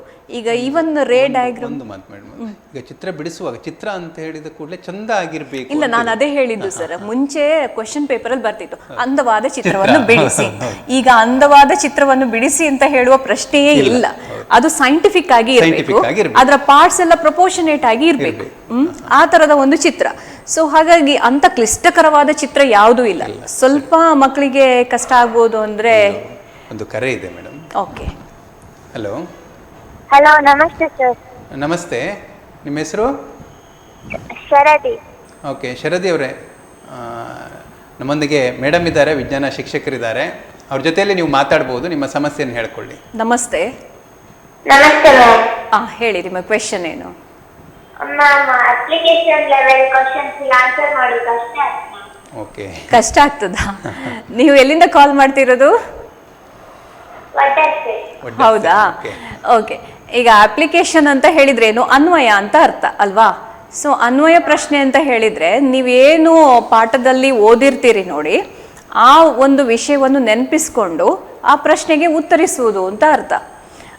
ಆ ಪ್ರಶ್ನೆಯಲ್ಲಿ ಸಾಮಾನ್ಯವಾಗಿ ವೈಜ್ಞಾನಿಕವಾದ ಕಾರಣವನ್ನು ಕೊಡುವಂಥದ್ದು ಇರ್ತದೆ. ಅಥವಾ ಈಗ ರಸಾಯನಶಾಸ್ತ್ರದಲ್ಲಾದರೆ ನೀವು ಆಮ್ಲ ಪ್ರತ್ಯಾಮ್ಲ ಪಾಠದಿಂದ pH ಬೆಲೆಯ ಬಗ್ಗೆ ಅಥವಾ ಲಿಟ್ಮಸ್ ಪರೀಕ್ಷೆಗಳ ಬಗ್ಗೆ ಆ ಥರದ್ದು ಯಾವುದಾದ್ರೂ ಇರ್ಬೋದು. ಅಥವಾ ನಮ್ಮ ಬೆಳಕು ಪಾಠದಿಂದ ಬೆಳಕಿನ ವಕ್ರೀಭವನ ಸೂಚ್ಯಂಕ ಮತ್ತು ಬೆಳಕಿನ ವೇಗಕ್ಕೆ ಸಂಬಂಧಪಟ್ಟ ಹಾಗೆ ಅಂಥದ್ದೇನಾದರೂ ಸಾಮಾನ್ಯ ಪ್ರಶ್ನೆಗಳು ಇರ್ತದೆ. ಸೊ ನೀವು ಸ್ವಲ್ಪ ಆಲೋಚನೆ ಮಾಡಿ, ಅಂದರೆ ಯಾವ ವಿಷಯದ ಮೇಲೆ ಆ ಪ್ರಶ್ನೆಯನ್ನು ಕೇಳಲಾಗಿದೆ ಅಂತ ಹೇಳಿ ಆ ಪ್ರಶ್ನೆಯನ್ನು ಓದಿ ಅರ್ಥೈಸಿಕೊಂಡ್ರೆ ಆ ಒಂದು ಕಾರಣವನ್ನು ಕಂಡುಕೊಳ್ಳಿಕ್ಕಾಗ್ತದೆ. ಮತ್ತು ಇದು ನಾನು ಈಗಾಗಲೇ ಒಂದು ಸಲ ಹೇಳಿದೆ, ಏನಂದರೆ ಅಪ್ಲಿಕೇಶನ್ ಕ್ವೆಶನ್ಸ್ ಈಗಾಗಲೇ ಪಾಠದ ಅಭ್ಯಾಸದ ಕೊನೆಯಲ್ಲಿ ಇರುವಂಥದ್ದು ಅಥವಾ ಪಾಠದಲ್ಲಿ ಈಗಾಗಲೇ ಕೊಟ್ಟಿರುವಂಥ ಪ್ರಶ್ನೆಗಳಾಗಿರೋದಿಲ್ಲ. ಅದೇ ವಿಷಯವನ್ನು ಆಧರಿಸಿಕೊಂಡ ಒಂದು ಹೊಸ ಪ್ರಶ್ನೆ ಆಗಿರ್ತದೆ ಅಷ್ಟೇ. ಬಟ್ ನೀವೊಂದು 2-3 ಟೈಮ್ಸ್ ಓದಬೇಕು. ಓದಿ ಅದನ್ನು ಸ್ವಲ್ಪ ಅರ್ಥೈಸಿಕೊಂಡಾಗ ನಿಮಗೆ ಆ ಉತ್ತರ ಹೊಳೀತದೆ. ಮತ್ತು ಇದಕ್ಕೆ ದೀರ್ಘ ಉತ್ತರ ಯಾವತ್ತೂ ಇರೋದಿಲ್ಲ, ಆಯಿತಾ. ಅಪ್ಲಿಕೇಶನ್ ಕ್ವೆಶನಿಗೆ ಲೆಂದಿ ಆನ್ಸರ್ಸ್ ಅಂತ ಇರೋದಿಲ್ಲ. ಶಾರ್ಟ್ ಆಗಿ ಬರೆಯುವಂತಹ, ಸಂಕ್ಷಿಪ್ತವಾಗಿ ಬರೆಯುವ ಉತ್ತರಗಳೇ ಇರ್ತದೆ. ಅರ್ಥ ಆಗಿದ್ದಲ್ಲ? ಆಯ್ತಾ? ಓಕೆ, ಕರೆ ಮಾಡಿದ್ದಕ್ಕೆ ಧನ್ಯವಾದಗಳು ಮೇಡಮ್. ಒಂದು, ಈಗ ಇವರು ಕೇಳಿದ ಹಾಗೆ ಮಕ್ಕಳಿಗೆ ಅನ್ವಯದ ಪ್ರಶ್ನೆ ಇದು ಅಂತ ಹೇಗೆ ಗೊತ್ತಾಗ್ತದೆ ಅವರಿಗೆ? ಈಗ ಇದು ಅನ್ವಯಕ್ಕೆ ಕೇಳಿದ ಪ್ರಶ್ನೆ ಅಂತ ಹೇಳ್ಕೊಂಡು, ಉಳಿದ ಪ್ರಶ್ನೆಗಳು ಸರ್ ಸಾಮಾನ್ಯವಾಗಿ ಅವರು ಓದಿದ ಪ್ರಶ್ನೆಗಳೇ ಆಗಿರ್ತದೆ, ಆಯ್ತಾ. ಲೆಕ್ಕ ಅನ್ವಯದಲ್ಲಿ ಲೆಕ್ಕ ಸಹ ಕೇಳ್ಬೋದು. ಅಂದ್ರೆ ಅದರಲ್ಲಿ ಇರುವ ನ್ಯೂಮರಿಕಲ್ಸ್ ಅನ್ನು ಮಾತ್ರ ಸ್ವಲ್ಪ ಚೇಂಜಸ್ ಮಾಡಿ ಆದ್ರಿಂದ ಕೇಳ್ಬೋದು. ಮತ್ತೊಂದು ಕರೆ ಇದೆ ಅಂತ ಅನಿಸ್ತದೆ. ನಮಸ್ತೆ. ನಮಸ್ತೆ. ನಮಸ್ತೆ. ಕಲಬುರಗಿ ಜಿಲ್ಲೆಯಿಂದ ಮಾತಾಡ್ತಾ ಇದ್ದೀನಿ ಸರ್ ನಾನು. ಹೇಳಿ ಮೇಡಮ್. ಕಲಬುರಗಿ ಜಿಲ್ಲೆಯಿಂದ ಮಾತಾಡ್ತಿದ್ದೀನಿ. ಕಲಬುರಗಿ ಉತ್ತರ ವಲಯ ಸರ್ಕಾರಿ ಪ್ರೌಢಶಾಲೆ ಇಂದ ಮಾತಾಡ್ತಾ ಇದ್ದೀನಿ. ಓಕೆ, ಕ್ವೆಶ್ಚನ್ ಏನು? ನಿಮ್ಮ ಪ್ರಶ್ನೆನ ನಿಮ್ಮ ಟಿವಿಯ ವಾಲ್ಯೂಮ್ ಅನ್ನು ಸ್ವಲ್ಪ ಕಡಿಮೆ ಮಾಡ್ಕೊಳ್ಬಹುದಾ? ಮ್ಯೂಟ್ ಮಾಡಿ, ಟಿವಿಯ ವಾಲ್ಯೂಮ್ ಅನ್ನು ಮ್ಯೂಟ್ ಮಾಡಿ ಫೋನಲ್ಲಿ ಪ್ರಶ್ನೆಗೆ ಉತ್ತರ ಕೇಳಿ. ಓಕೆ, ಈಗ ಕೇಳಬಹುದಾ? ಕ್ವೆಶ್ಚನ್ ಕೇಳಿ. ಕೇಳಿ. ನಮ್ದು ರಾಸಾಯನಿಕ ವಿಜ್ಞಾನದ ಸ್ವಲ್ಪ ಟಫ್ ಆಗ್ತಿದೆ ಮೇಡಮ್. ಯಾವುದು? ರಸಾಯನಶಾಸ್ತ್ರ. ರಸಾಯನಶಾಸ್ತ್ರ. ಓಕೆ. ಅದು ಕಾರ್ಬನ್ ಮತ್ತು ಅದರ ಸಂಯುಕ್ತ ಮೇಡಮ್. ಕಾರ್ಬನ್ ಮತ್ತು ಅದರ ಸಂಯುಕ್ತಗಳ? ಓಕೆ. ಈಗ ರಸಾಯನಶಾಸ್ತ್ರದಲ್ಲಿ ಫಸ್ಟ್ ಲೆಸನ್ ಏನಿದೆ ನೋಡಿ, ರಾಸಾಯನಿಕ ಕ್ರಿಯೆಗಳು ಮತ್ತು ಸಮೀಕರಣಗಳು. ಹೌದು, ಅದರಲ್ಲಿ ರಾಸಾಯನಿಕ ಸಮೀಕರಣಗಳನ್ನು ಸರಿದೂಗಿಸುವುದು ಅಥವಾ ಒಂದು ರಾಸಾಯನಿಕ ಕ್ರಿಯೆಯನ್ನು ಕೊಟ್ಟಾಗ ಅದನ್ನು ಸಮೀಕರಣ ರೂಪದಲ್ಲಿ ಬರೆಯುವಂಥದ್ದು ಪ್ರಶ್ನೆಗಳು ಸಾಮಾನ್ಯ ಕೇಳ್ತಾರೆ. ಸೊ ಇಲ್ಲಿ ನೀವು ಏನ್ ಮಾಡ್ಬೇಕಂದ್ರೆ ಸಮೀಕರಣಗಳನ್ನು ಬರೆದು ಅಭ್ಯಾಸ ಮಾಡಬೇಕು. ಅದನ್ನು ಬೈ ಹಾರ್ಟ್ ಎಲ್ಲ ಹೊಡಿಲಿಕ್ಕೆ ಹೋಗಬೇಡಿ. ಸಮೀಕರಣಗಳನ್ನು ಬರಿಬೇಕಂದ್ರೆ ನಿಮಗೆ ಮಾಲಿಕ್ಯುಲರ್ ಫಾರ್ಮುಲಾ ಎಲ್ಲ ಸರಿಯಾಗಿ ಗೊತ್ತಿದ್ರೆ ಅದನ್ನು ಹೇಗೆ ಸರಿದೂಗಿಸುವಾಗ ನಿಮಗೆ ಆಲ್ರೆಡಿ ಪ್ರಶ್ನೆಯಲ್ಲಿಯೇ ಅದರ ಒಂದು ಸಮೀಕರಣವನ್ನು ಕೊಟ್ಟಿರ್ತಾರೆ. ಆಮೇಲೆ ನೀವು ಅದನ್ನು ಟೆಕ್ಸ್ಟ್ ಬುಕ್ಕಲ್ಲಿ ಹೇಗೆ ಹಂತಗಳು ಕೊಟ್ಟಿದ್ದಾರೆ ನೋಡಿ, ಹಾಗೆ ಬ್ಯಾಲೆನ್ಸಿಂಗ್ ಮಾಡೋದಿರ್ತದೆ.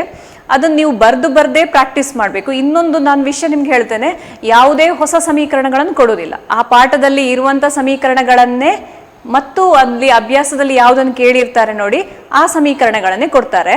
3 ಸಮೀಕರಣಗಳನ್ನು ಕೊಟ್ಟರೆ ಅದರಲ್ಲಿ ಒಂದು ಸಮೀಕರಣ ಮಾತ್ರ ಸ್ವಲ್ಪ ಕಷ್ಟ ಇರ್ತದೆ. ಮತ್ತೆ ಉಳಿದ 2 ಸಮೀಕರಣದಲ್ಲಿ 1 ಅಥವಾ 2 ಕಡೆ ಮಾತ್ರ ನೀವು ನಂಬರ್ಸ್ ಅನ್ನು ಹಾಕುವಂತ ಸಮೀಕರಣ ಇರ್ತದೆ. ಸೊ ಅಮಾಂಗ್ 3-2 ಈಸಿ ಇರ್ತದೆ, ಒಂದು ಸ್ವಲ್ಪ ಕ್ಲಿಷ್ಟವಾಗಿ ಇರ್ಬೋದು, ಆಯ್ತಾ. ಮತ್ತೆ ಕಾರ್ಬನ್ ಮತ್ತು ಅದರ ಸಂಯುಕ್ತಗಳಲ್ಲಿ ನೀವು ರಚನಾ ಸೂತ್ರವನ್ನು ಬರೆಯುವುದು, ಇಲೆಕ್ಟ್ರಾನ್ ಡಾಟ್ ಸ್ಟ್ರಕ್ಚರ್, ಹೌದು, ಡಾಟ್ ಸ್ಟ್ರಕ್ಚರ್ ಅದು ಇಂಪಾರ್ಟೆಂಟ್. ಆಮೇಲೆ ಫಂಕ್ಷನಲ್ ಗ್ರೂಪ್ ಇದೆ ಅಲ್ವಾ, ಕ್ರಿಯಾ ಗುಂಪು, ಹೌದು, ಅದನ್ನು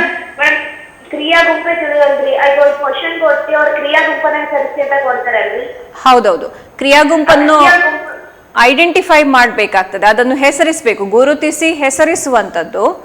4 ಕ್ರಿಯಾ ಗುಂಪುಗಳದ್ದು ಸಹ ನೀವು ಗುರುತಿಸುವಂಥದ್ದು ಕಲ್ತ್ರೆ ಮತ್ತೆ ಅದರ ಹೆಸರನ್ನು ಅದು ಯಾವ ರೀತಿಯಾಗಿ ಎಂಡ್ ಆಗ್ತದೆ. ಉದಾಹರಣೆಗೆ ಈಗ ಆಲ್ಕೋಹಾಲ್ ಇದ್ರೆ ನಾಲ್ ಅಂತ ಎಂಡ್ ಆಗ್ತದೆ, ಆಲ್ಡಿಹೈಡ್ ಅಂತ ಇದ್ರೆ ನ್ಯಾಲ್ ಅಂತ ಎಂಡ್ ಆಗ್ತದೆ, ಕಾರ್ಬಾಕ್ಸಿಲಿಕ್ ಆಮ್ಲ ಇದ್ರೆ ಓಯಿಕ್ ಆಸಿಡ್.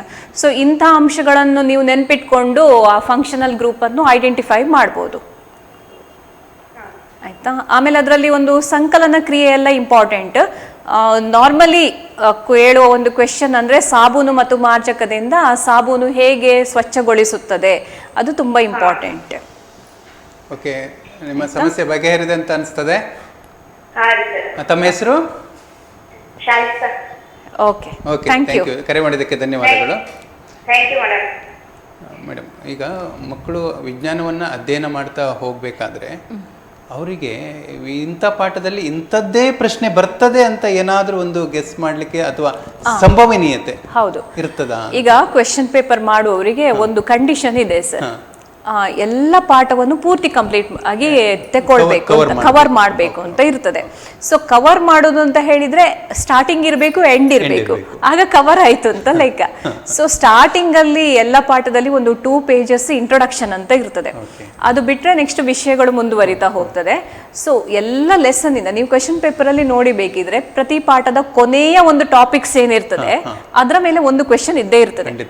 ಆದ್ರಿಂದಾಗಿ ಈಗ ನಾನು ಅವ್ರಿಗೆ ಹೇಳಿದೆ ಕಾರ್ಬನ್ ಮತ್ತು ಅದರ ಸಂಯುಕ್ತದಿಂದ ಸಾಬೂನಿನ ಕ್ವೆಶನ್ ಬರ್ತದೆ ಅಂತ. ಹಾಗೆ ಸಂತಾನೋತ್ಪತ್ತಿ ಪಾಠದಲ್ಲಾಗುವಾಗ ಅಲ್ಲಿ ಗರ್ಭ ನಿರೋಧಕ ವಿಧಾನಗಳು ಅದರ ಮೇಲೆ ಕ್ವೆಶನ್ಸ್ ಬರ್ತದೆ. ಬೆಳಕು ಪಾಠದಲ್ಲಾಗುವಾಗ ಕೊನೆಯಲ್ಲಿ ವರ್ಧನೆ ಅನ್ನೋ ವಿಷಯ ಇದೆ, ಅದರ ಮೇಲೆ ಪ್ರಶ್ನೆಗಳು ಬರ್ತದೆ. ಸೊ ಹೀಗೆ ಎಲ್ಲ ಪಾಠದಲ್ಲಿಯೂ ಕೊನೆಯ 1-2 ಟಾಪಿಕ್ಸ್ ಅನ್ನು ಅವರು ತರೋವಾಗಿ ಓದಿದ್ರೆ ಅದರ ಮೇಲೆ 100% ಕ್ವೆಶನ್ ಬಂದೇ ಬರ್ತದೆ ಸರ್. ಈಗ ನಾವು ರಸಾಯನಶಾಸ್ತ್ರ, ಭೌತಶಾಸ್ತ್ರ ಅವ್ರು ಕೇಳಿದ್ರು, ಭೌತಶಾಸ್ತ್ರ ಮತ್ತು ಜೀವಶಾಸ್ತ್ರ 3 ವಿಭಾಗ ಇರ್ತದೆ. ಪರೀಕ್ಷೆಯಲ್ಲಿ ಕೂಡ ಕ್ವಶನ್ ಪೇಪರ್ ಮಾಡುವಾಗಲೂ ಕೂಡ ಆ 3 ವಿಭಾಗವನ್ನ ಬೇರೆ ಬೇರೆಯಾಗಿ ಕೇಳ್ತಾರೆ. ಈ ಮಕ್ಕಳು ಆನ್ಸರ್ ಮಾಡುವಾಗ ಹೇಗೆ ಅದನ್ನ ಸಂಭಾಳಿಸಿಕೊಂಡು ಆನ್ಸರ್ ಮಾಡಬೇಕು? ಕೆಲವೊಮ್ಮೆ ಅವರು ತಪ್ಪಿ ಕ್ವಶನ್ ಇದು ಯಾವುದು ಕ್ವಶನ್ ನಂಬರ್ ಅನ್ನು ಕೂಡ ತಪ್ಪಾಗಿ ಹಾಕುವಂಥದ್ದು ಕೂಡ ಇರ್ತದೆ. ಫಸ್ಟಿಗೆ ಬರುದೇ ಫಿಸಿಕ್ಸ್ ಕ್ವೆಶನ್ಸ್. ಒಂದು ಕರೆ ಇದೆ, ಮಾತಾಡ್ಕೊಂಡು. ಹಲೋ, ನಮಸ್ತೆ. ಹಲೋ, ನಮಸ್ತೆ. ತಮ್ಮ ಹೆಸರು ಹೇಳ್ಬೋದಾ? ಪ್ರೇರಣಾ. ಕೇಳಿ, ಮೇಡಮ್ ಇದ್ದಾರೆ, ವಿಜ್ಞಾನ ಶಿಕ್ಷಕರು ನಮ್ಮ ಜೊತೆಲಿದ್ದಾರೆ. ನಿಮ್ಮ ಪ್ರಶ್ನೆಯನ್ನು ಕೇಳಿ. ಈಗ ರಿಫ್ರಾಕ್ಟಿವ್ ಅದು ಸ್ಪೀಡ್ ಆಫ್ ಲೈಟ್ ಗೆ ಯಾವ ತರ ರಿಲೇಟ್ ಆಗಿದೆ? ರಿಫ್ರಾಕ್ಟಿವ್ ಇಂಡೆಕ್ಸ್ ಅಲ್ವಾ? ವಕ್ರೀಭವನ ಸೂಚ್ಯಂಕ ರಿಫ್ರಾಕ್ಟಿವ್ ಇಂಡೆಕ್ಸ್ ಅದೇ ಅಲ್ವಾ? ರಿಫ್ರಾಕ್ಟಿವ್ ಇಂಡೆಕ್ಸ್ ಯಾವುದ್ರಲ್ಲಿ ಜಾಸ್ತಿ ಇರ್ತದೆ ಅಲ್ಲಿ ಬೆಳಕಿನ ವೇಗ ಕಡಿಮೆ ಆಗ್ತದೆ, ಅಂದ್ರೆ ಅದು inversely proportional to each other refractive index. ಹಾಗೆ ನಿಮಗೆ ಅಲ್ಲಿ ಆಪ್ಟಿಕಲ್ ಡೆನ್ಸಿಟಿ ಅಂತ ಒಂದು ಬರ್ತದೆ ಅಲ್ವಾ? Okay, optical density directly proportional to refractive index. ನಿಮಗೆ ಅಲ್ಲಿ ಕಂಪ್ಯಾರಿಸನ್ ಮಾಡಿಕೊಂಡು ಅದು ನಿಮಗೆ ಆ ಟಾಪಿಕ್ ಮೇಲೆ ಸ್ವಲ್ಪ ಅಪ್ಲಿಕೇಶನ್ ಕ್ವೆಶನ್ಸ್ ಸಹ ಬರುವ ಸಾಧ್ಯತೆ ಇರ್ತದೆ. ಆಯ್ತಾ? ಕೋಷ್ಟಕ ಒಂದಿದೆ ಅಲ್ವಾ, ಒಂದು ಟೇಬಲ್ ಕೊಟ್ಟಿದ್ದಾರಲ್ವಾ ಟೆಕ್ಸ್ಟ್ ಬುಕ್ ಅಲ್ಲಿ ರಿಫ್ರಾಕ್ಟಿವ್ ಇಂಡೆಕ್ಸ್ ಇದ್ದು. ಸೊ ಅಲ್ಲಿ ಇರುವಂತ ಮೆಟೀರಿಯಲ್ಸ್ ಇದು ಹೆಸರು ಕೊಡದೆ ABC ಅಂತ ಕೊಟ್ಟು ರಿಫ್ರಾಕ್ಟಿವ್ ಇಂಡೆಕ್ಸ್ ಅನ್ನು ಅದೇ ಕೊಡ್ತಾರೆ. ಸೊ ABC ಅಲ್ಲಿ ಯಾವುದ್ರಲ್ಲಿ ವೆಲಾಸಿಟಿ ಜಾಸ್ತಿ ಇರ್ತದೆ, ಯಾವುದ್ರದ್ದು ಆಪ್ಟಿಕಲ್ ಡೆನ್ಸಿಟಿ ಕಡಿಮೆ ಇರ್ತದೆ, ಆ ಥರದಲ್ಲಿ ಅಪ್ಲಿಕೇಶನ್ ಕ್ವೆಶನ್ ಬರ್ತದೆ. ಅದನ್ನು ಕಂಪೇರ್ ಮಾಡಿ ಬರೆದ್ರೆ ಆಯಿತು. ಓಕೆ, ಕರೆ ಮಾಡಿದ್ದಕ್ಕೆ ಧನ್ಯವಾದಗಳು. ಓಕೆ, ಈಗ ಹೇಳಿ ಮೇಡಮ್, 3 ಓಕೆ, ನೀವು ಕೇಳಿದ್ರಿ ಫಿಸಿಕ್ಸ್, ಕೆಮಿಸ್ಟ್ರಿ, ಬಯಾಲಜಿಯನ್ನು ಯಾವ ಥರ ಅಂತ. ಈಗ ಈ ಫಿಸಿಕ್ಸಲ್ಲಿ ಹೆಚ್ಚಾಗಿ ಬರುವಂಥದ್ದು 3 ಲೆಸನ್ಸ್ ಇಂದ ಒಂದು ಲೈಟ್ 4 ಲೆಸನ್ ಇದೆ ಸರ್.